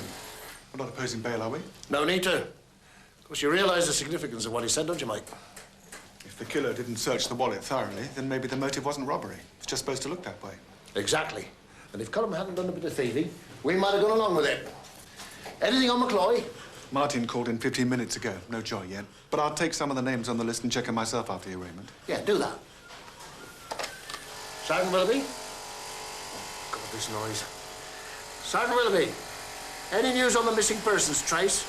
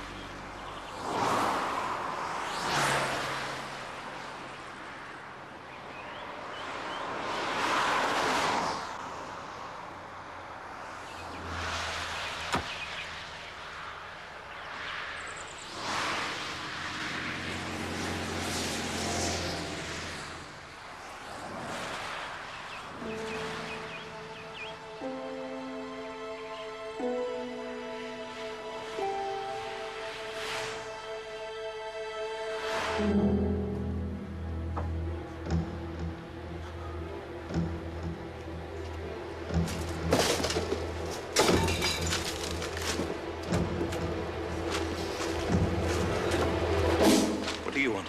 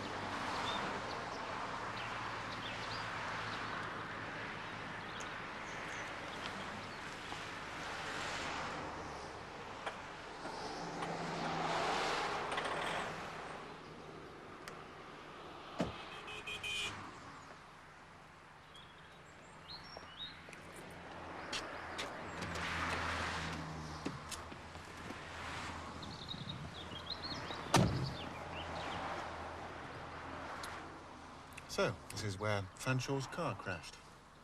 Discovered anything?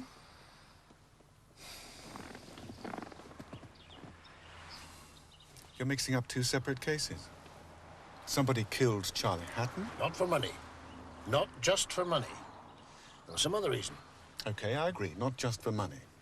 But there's still no connection between Charlie Hatton's murder and this traffic accident. Charlie Hatton arrived home late and excited on the night that the Fanshawe car crashed. Charlie Hatton died the night before Mrs. Fanshawe came out of a coma. And I asked Jenny to marry me the night before Charlie Hatton was murdered. Is that significant too?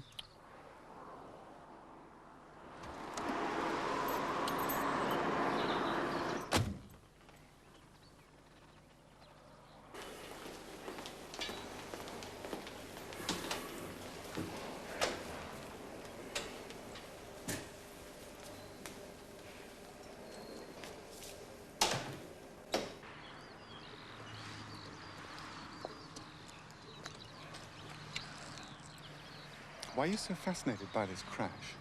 Who is she? Where did she come from? She's been dead and buried for weeks now. Nobody's come forward to say that my wife is missing or my daughter's disappeared. Bad enough to die that way, but for no one to know or care. So she dropped out of the sky. Well, maybe Fanshawe did pick up some hitchhiker on the way while his wife was asleep. Maybe she fell off the back of a lorry, I don't know. All right. Plain murder. Charlie Hatton, a man we know lots about. What's the story there, then? McCloy, a mysterious Mr. McCloy, Charlie's partner in crime. Charlie tries to force McCloy into giving him a bigger cut, so McCloy kills him. Well, why shouldn't McCloy give him a bigger cut? Better than killing the goose that lays the golden egg, isn't it? All right, maybe there was some other reason. When thieves fall out... Maybe Cullen wasn't telling us the whole truth. Well, perhaps he's in it too somehow. He delivered the computer equipment from Black Stars, remember?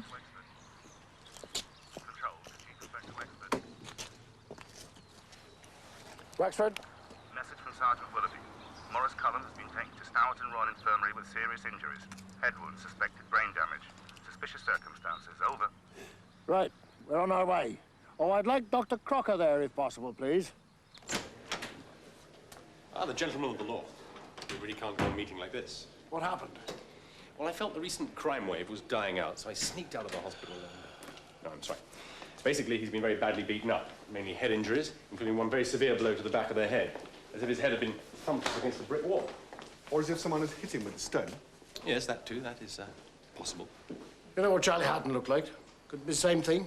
Oh, don't ask me to go into court with that. Not unless you've got more corroboration. Is he conscious?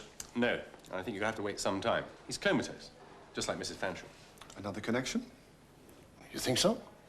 No, of course not. Dr. Crane? Oh, excuse me.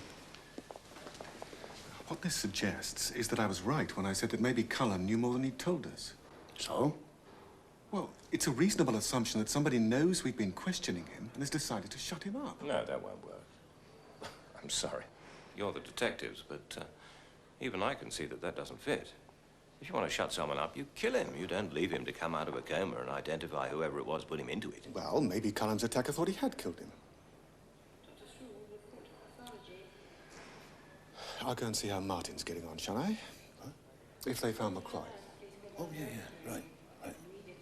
Mother, I've been through all the papers with Mr. Appleby. All you have to do is sign them. I'm sure they're fine. I'm just interested, that's all. After all, I don't have your father to look after me anymore.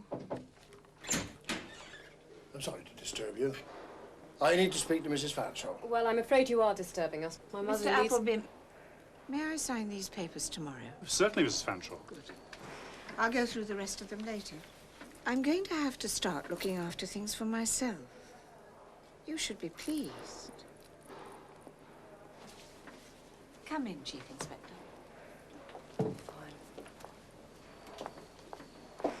Good night, Mrs. Fanshawe. Good night. Mrs. Fanshawe, I'm afraid I'm going to have to ask you to go through the details again. Oh, no. I'm sorry, but it really is necessary.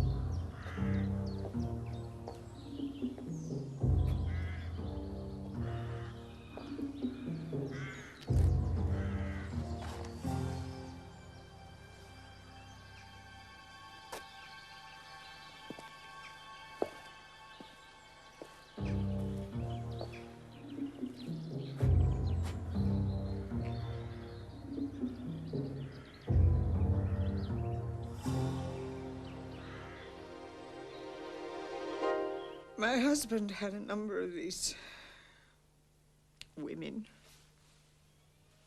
and I was aware of it. He was a very attractive man. He had a kind of power, authority. When he walked into a room, you could feel, young women especially, they...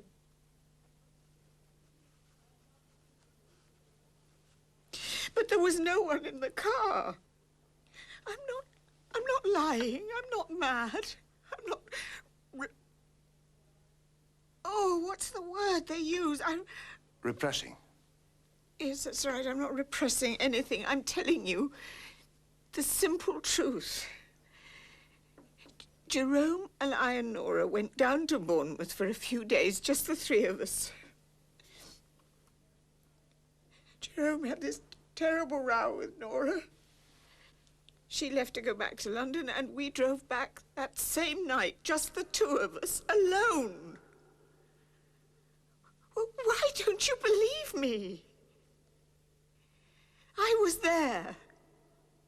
I was there when he died, when he shouted.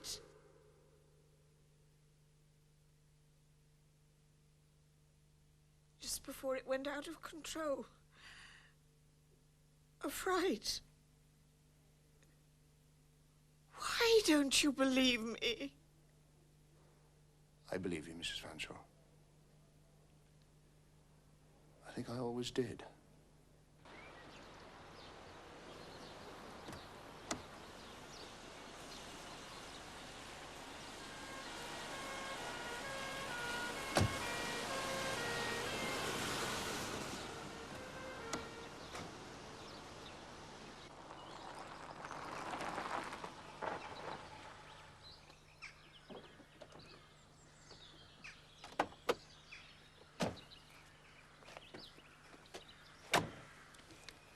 What's so special about this one? Well, it belongs to an Alan James McCloy, sir. A weekend place, apparently. I had to talk to some people down the road, and he hasn't been here for a few weeks. Bit of a mystery man, they said. So what? That's what I thought, sir. Until I had a look round the back.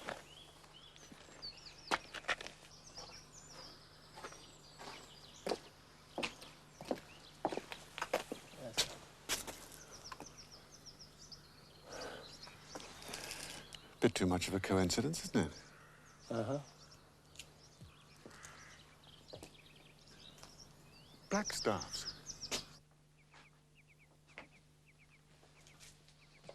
Coffee? Thanks. I thought Mum was going to throw all this stuff out. It's me you ought to blame. Look, there's you and Mum when I got the primary school prize. Remember? How long ago was that? 15 years? 17 and a half. She looks really nice, doesn't she?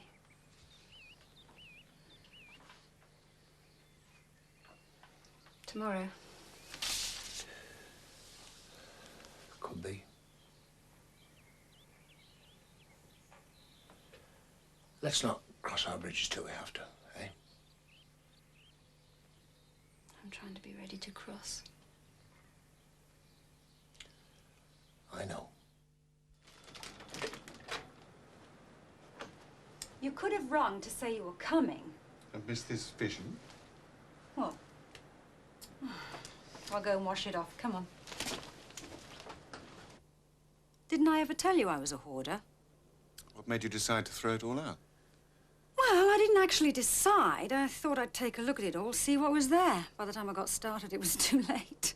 You're going to throw it all out? Might be some useful odds and ends in there. No. It's all going out. Lock, stock, and barrel. Should I be reading something into this? Like what? Well, look, I do understand the problem. From your point of view, I mean. Mike, you know when I used to tease you about being so conventional? Well, maybe that's my problem, too. I'm just too stuck in my ways. I'm too accustomed to having things the way I want them. I've been on my own too long, Mike. Live with me. But... But what? I'll marry you.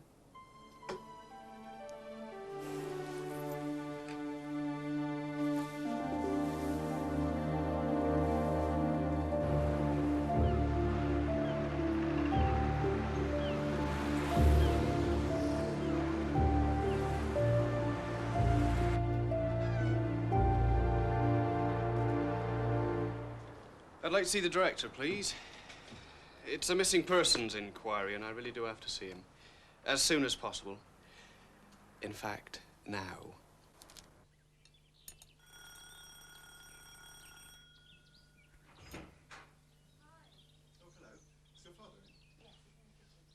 See myself through.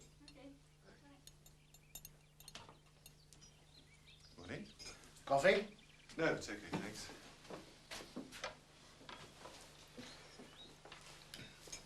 We've got McCloy. At least I think we know who he is. He's Alan James McCloy, a well-known London villain. I got onto the Met and they came through this morning. Now, this Alan James McCloy has got a country cottage on the other side of King's Markham. And the cottage has got an alarm system fitted by Blackstaffs, which must be how he met Charlie Hatton. That's got to be him, the real McCloy. Oh. And where is this Alan James McCloy now? The Met are onto him, going round all his usual haunts. You know, I think that Cullum is in it too. Probably McCloy who attacked him. You think so? And you don't? Not really. That's why we're going to Bournemouth, while the Met chase up this McCloy of yours. Bournemouth? What's that got to do? The Fanshaw's weekend. Look, what is all this about? Why don't you just tell me? Before this day is over, I will, one way or the other. But in the meantime, just bear with me, will you, Mike? Oh, by the way, Jenny and I are getting married. Well, I am delighted. Mike, well, I am delighted.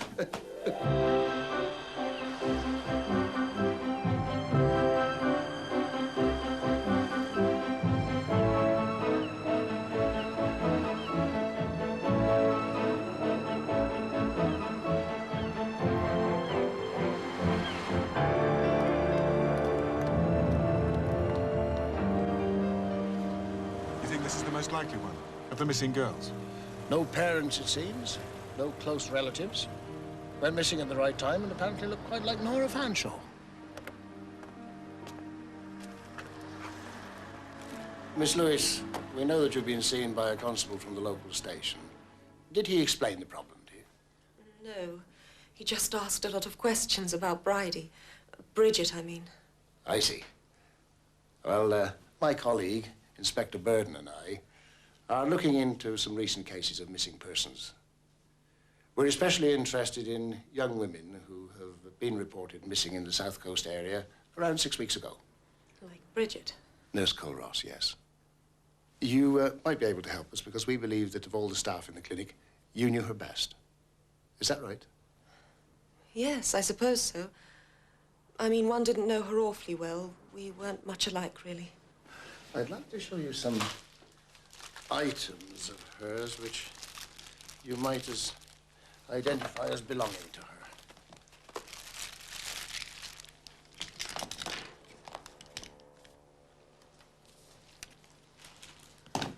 Could be. But I mean, she smokes that brand of cigarettes, but these things are all pretty common.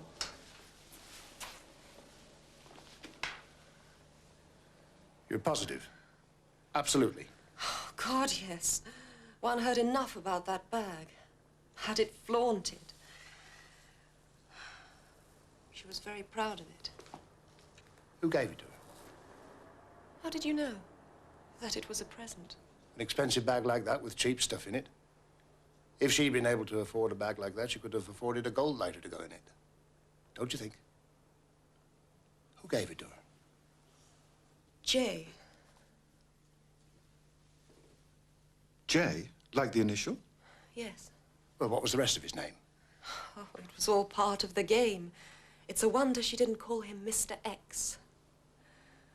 What's happened to her? Where did you get these things? Well, I'm afraid she's dead. She died in a car crash. Oh, the poor stupid. Was Jay her boyfriend?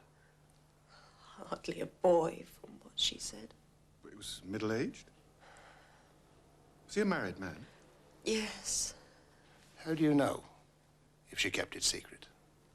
Oh, one used to pick up little hints and slips, just like a detective. I think it began when his wife came here for an operation. When Bridget met him, I mean. I'll check. When would this have been? 15 months. 18. Oh, I'm not sure.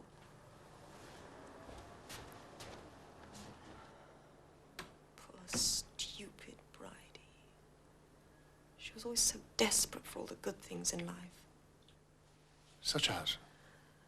Money. Money, money. Just like Charlie. Sorry, who? Nothing. Doesn't matter.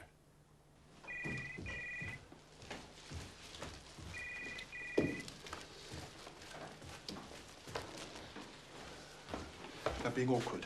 Patient's file's been confidential and all that. Oh, I think they got a point, don't you? I suppose so. We'll be back. If their records show that Mrs. Fanshawe came here for some sort of operation 18 months ago, then we know who Jay was. Jay for Jerome. Jerome Fanshawe. Mrs. Fanshawe couldn't have come here. 18 years ago, maybe, but not 18 months ago. Why not?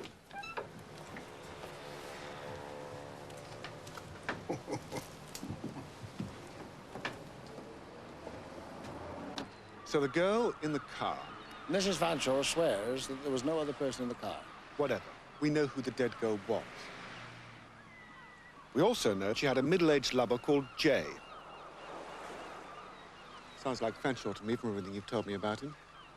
Well, if my theory is right, Jerome Fanshawe is the one person that couldn't be Jay. Isn't it about time we heard this private theory? I think I'd rather demonstrate it to you. After our next appointment. Come on.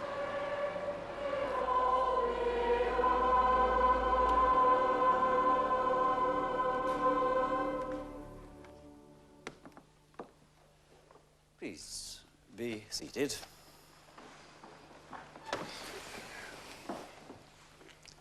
If he's going to start telling us nice things about Charlie Hatton, we'll be here all day, won't we? Nothing funny about it, Mike. Charlie Hatton brought something special into the lives of all who knew him. As a husband to Lillian, as a friend to many, especially to Jack Pertwee. We mourn his tragic death at such an early age. But we must also give thanks for the great gift of friendship and affection which he bestowed so readily and openly on all of us.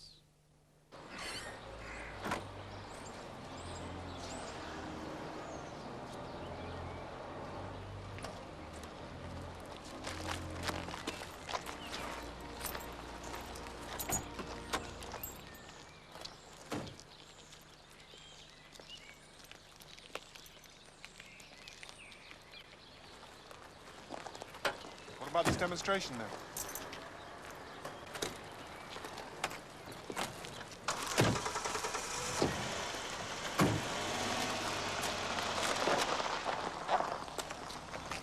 What's happening? You got him yet, or is it still early days? Investigations are in progress. I'm glad to say.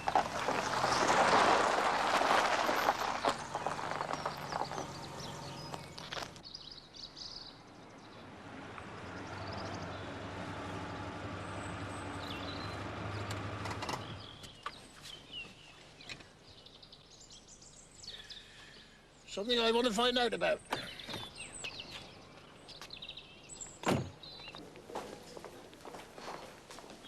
Hello. Oh, do you know where I can find Dr. Crane?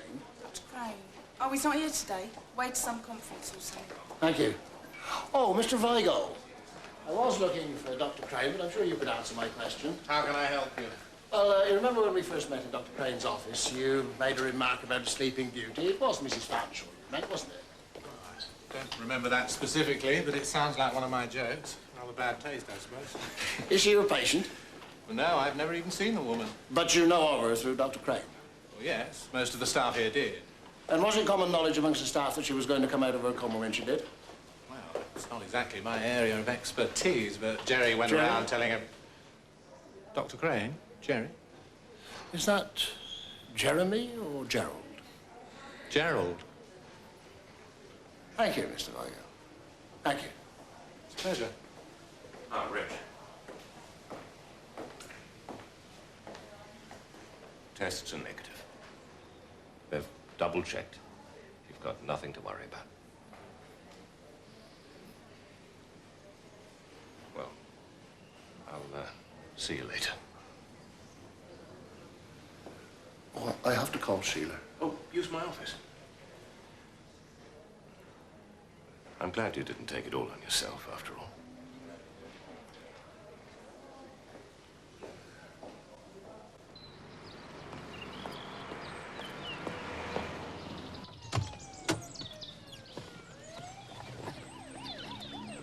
Did you find out what you wanted? Absolutely.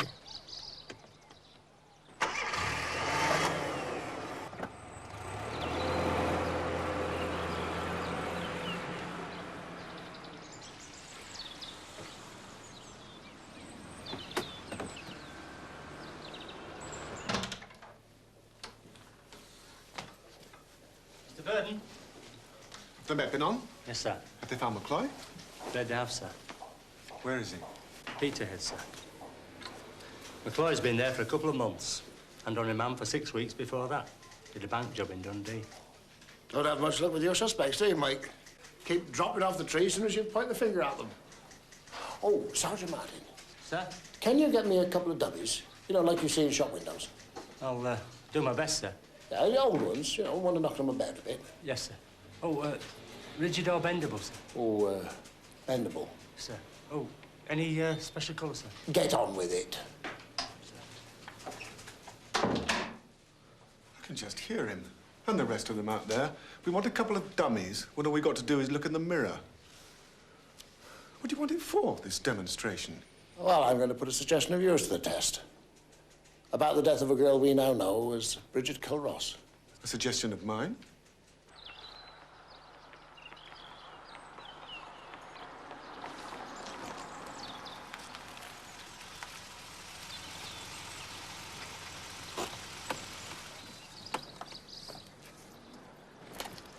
You see, Mike, the connection between Charlie Hatton and the Fanshaws really bothered me.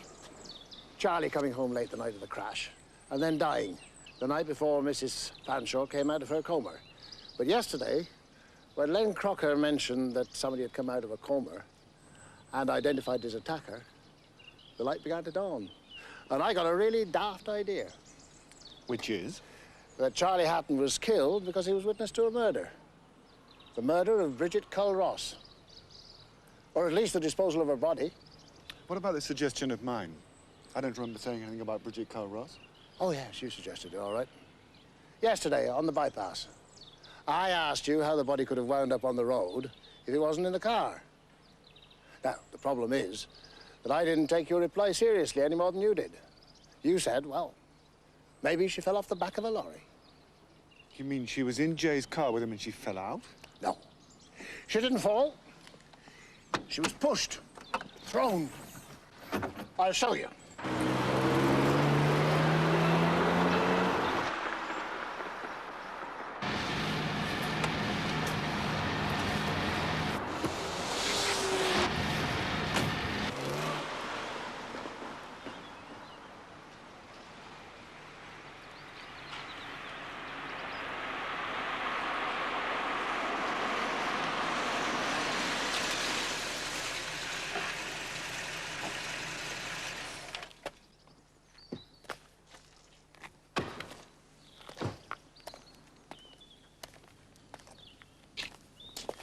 Why would the head have been in Jay's lap? Well, he had to place it in his lap to avoid getting blood on the upholstery. She was probably dead before he threw her out. Jay and Bridget probably had her own, he hit her. Maybe he didn't mean to kill her, but he did. So he had a corpse on his hands. Not only did he have to get rid of it, but he had to conceal how it happened. The only thing he didn't consider was that throwing her out on the road might cause an almighty accident. And it happened on that rather dangerous bit of the road, didn't it? Where people always try and drive too fast. Which would explain why Fanshawe didn't see the body till it was too late to slow down. Fanshawe always drove like a madman. Both his wife and his daughter told us that. He was probably doing 100. There's scarcely any traffic about on the road at that time. So, Fanshawe sees the body directly ahead of him on the road. What the hell?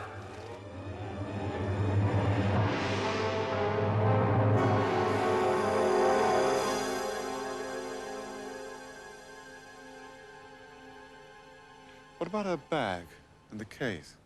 Oh, but they would have been thrown out with her, of course. Well, it's certainly ingenious. Oh, except it can't have happened that way. What do you mean? Well, for your theory to work, Jay must have been driving in the outside lane, right? So Bridget's body would end up on the inside lane. And then Fanshawe's driving up on the inside lane, sees the body, swerves to avoid it, and crashes. But according to the accident report, Fanshawe's car was in the outside lane when he crashed. So for your theory to work, Bridget's body would have had to be in the outside lane too, which indeed is where it was. But there's no way it could have got there. Jay would have had to have been driving in the central reservation. And those bushes make that impossible. Sorry, Reg.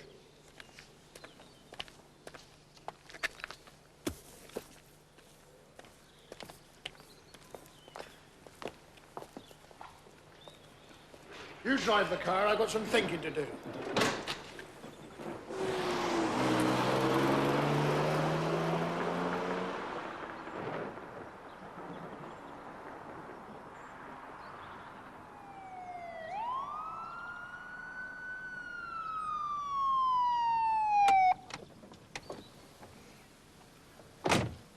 Do you mind stepping out, sir? And you too, sir.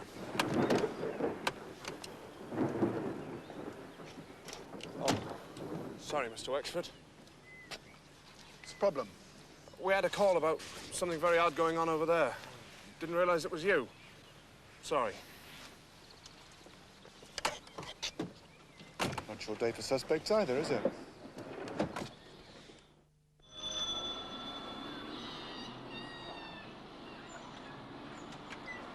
God, what do you want now? Just to return this. What, no more questions? No more lies about my poor Charlie?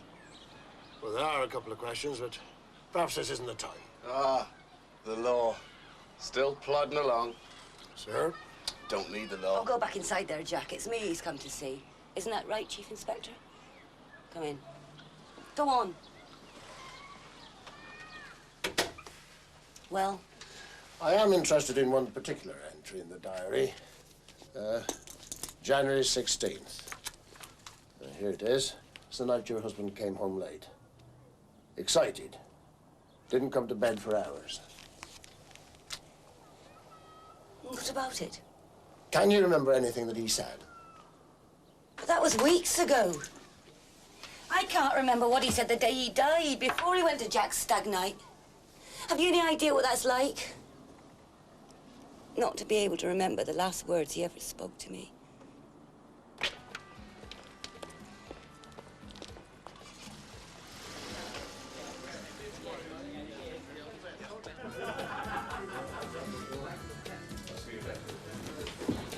Hello, man. Take your time, Reg. Business before pleasure.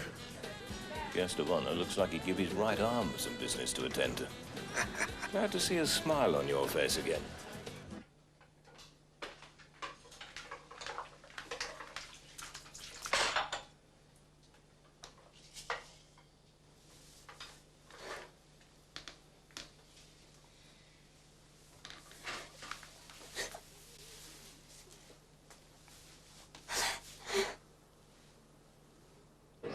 Now, quiet, please. Quiet, quiet. Can I have your your attention. Now, on an occasion like this, there has to be a speech. And I'm the poor so-and-so that has to make it. I've worked with Mike Burden for a long time. And I know that you have names that you call us behind our backs. And as from today, I suppose it's going to be the dummies. Well, of course I worried about the money sometimes. But that was just Charlie. Oh, he adores me, you know. Oh, Marilyn.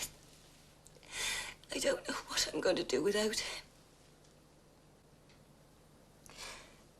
Now, this isn't a proper party, Mike. You'll have to give us more time to organise that. But on behalf of everyone here, I just want to say how pleased we are that you're marrying Jenny. And I want to wish you, although I know that you won't need it, I want to wish you all the luck in the world.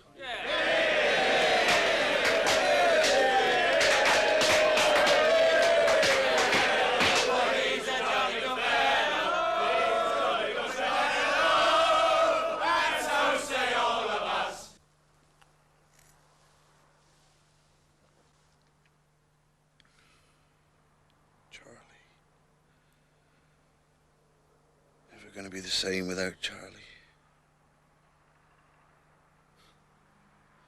The day at school, and them lads from the estate were going to throw him in the pond. Just for a laugh.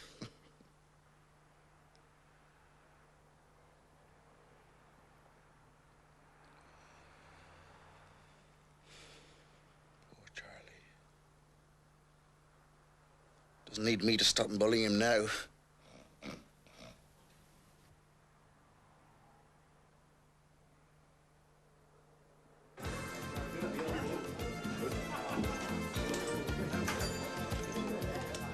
You've been trying your hand at surgery? Oh, not one of mine, Rich. I'd have to be driven to the limits of the Hippocratic Oath to treat anyone as stupid as that. He's been telling everybody it's a skiing accident. That didn't happen on the slopes. He picked up his car at the airport, forgot he was back in England, and drove out of the car park on the wrong side of the road. What's this? Special treat for Mr. Burden, is she? Oh, Doc, he'll love it. Trust me. So, oh, come on, sit down and see it as well. Right, lads, quiet! Quiet! Come on, keep the noise down, quiet! Quiet! Come on, quiet! Keep it down. Mr. Burden, sir.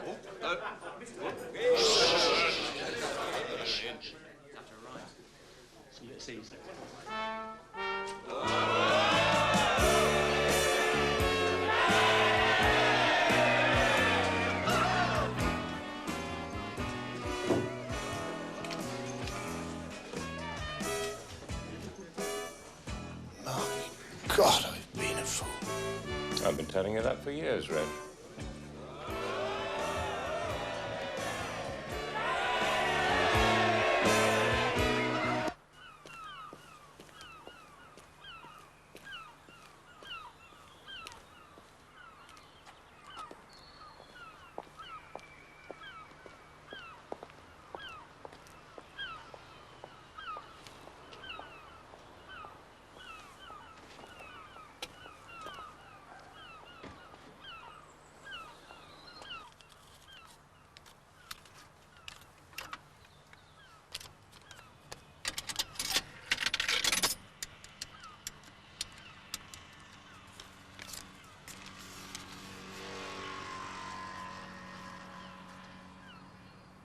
Jay?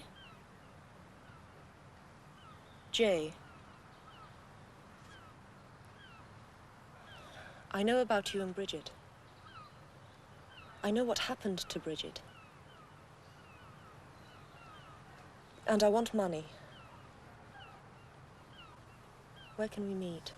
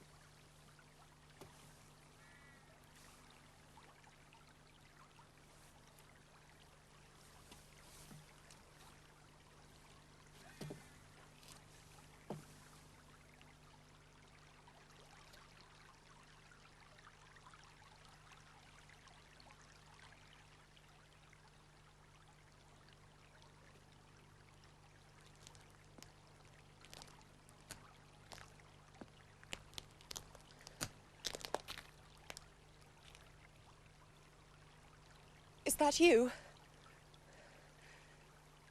Jay, is that you?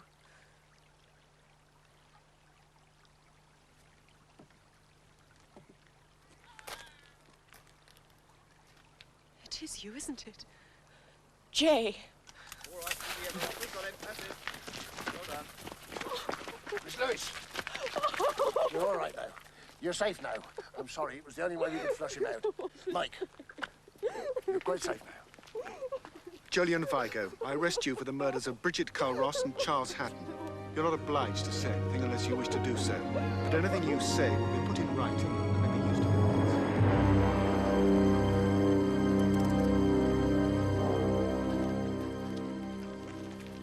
Vigo. J for Julian. When I realized how he'd done it, I checked with the Princess Louise Clinic. That's where Mrs. Vigo had their first child. And that's where Vigo met Bridget Carl-Ross. They started an affair which went on until a few months ago. Then he got tired of her, and she threatened to go to his wife. Mrs. Vigo is the one with the money and the house. I think the idea of losing his second child just tipped him over the edge, and he had to get rid of Bridget Carl-Ross. My God. I never realized I was that close to a murderer. And this Charlie character, he saw it.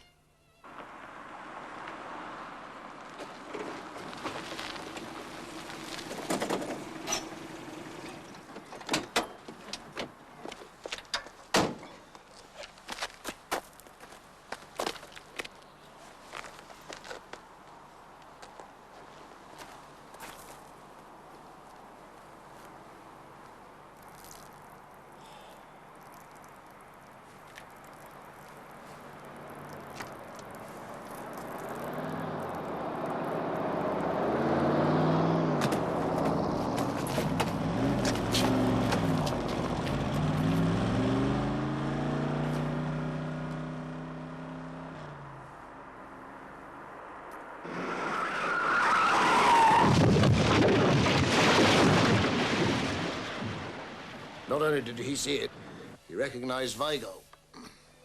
Wonderful chance for blackmail, especially now that his other source of cash had dried up since his partner, McCloy, had gone down for a stretch. And that's why Vigo killed him, because he was being blackmailed. No, not exactly. Vigo's real problem was Mrs. Fanshawe. For all he knew, she'd tell us exactly what happened when she came out of that coma. So he had to kill Charlie before that happened. Sorry, I don't follow. As far as Vigo could see, he was going to have to get rid of Mrs. Fanshawe. Remember, he had no way of knowing that she was asleep before the crash. But if he did that while Charlie was still alive and well, Charlie would know that he was next on the list.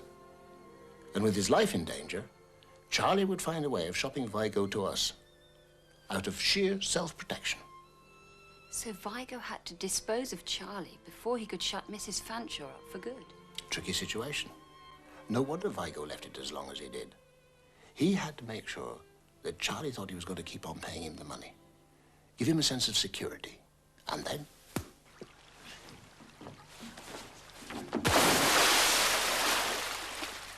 I saw Vigo in the hospital the next morning, after killing Charlie. Probably making a last recce on Mrs. Fanshawe before killing her. No wonder he looked pleased when he found out that she was asleep before the crash. End of problem as far as he was concerned. Your move. So how did Vigo do it? Kill Bridget? And how did Charlie Hatton recognize him driving past on the other side of the bypass at night? He didn't. He recognized the car. You probably saw it at Vigo's house, same as I did. Vigo was using that American car of his, a left-hand drive Ford Mustang. That's how he managed to push the poor girl out of the passenger door and into the outside lane. You see, Crocker told me about Benson. He forgot which side of the road we drive on. Your move. Who's Benson? And what's he got to do with it? Oh, he's a chap in plaster at the little party we gave for Mike. Now, you're going to move her, aren't you?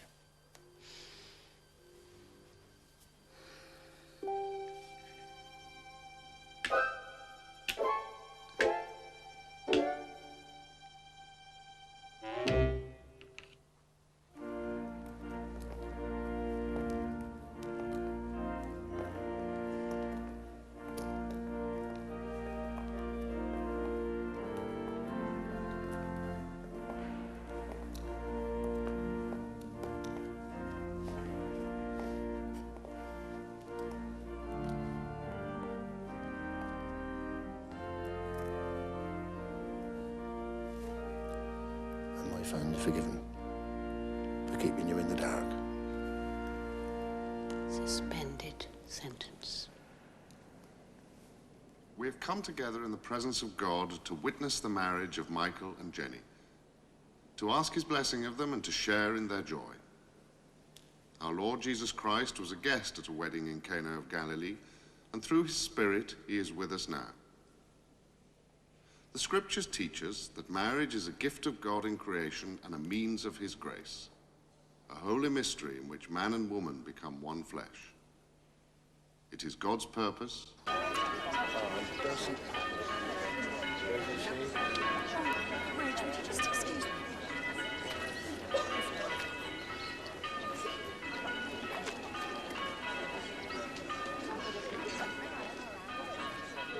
John, you worried about your speech? Oh, come on, don't be. It'll be fine. I'm going to say something about Mum. Good. I think you should, really. Jenny, we're ready. Okay.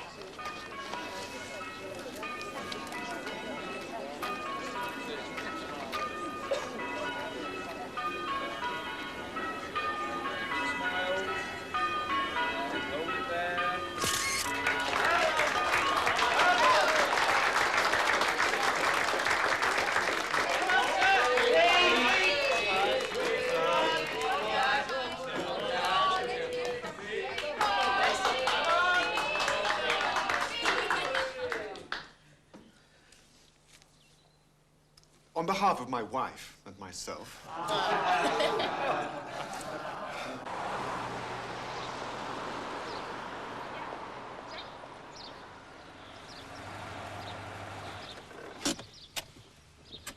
What are we doing here? I won't be a minute.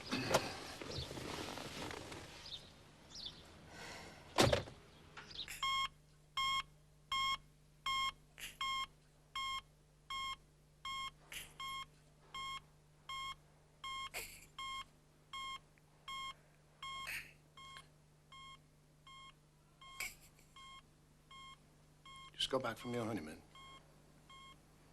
2 weeks in the sun. You hear we got the man that killed your best friend? We wondered about Cullum,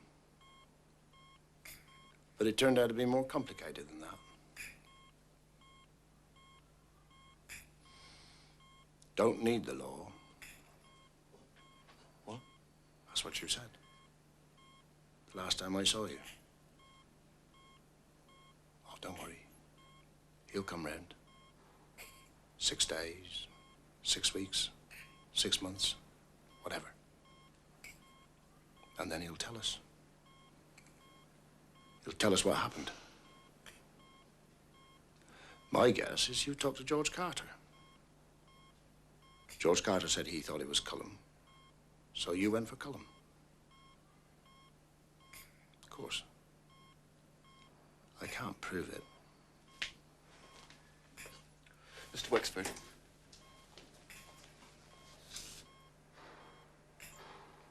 Anytime you want, pop into the station.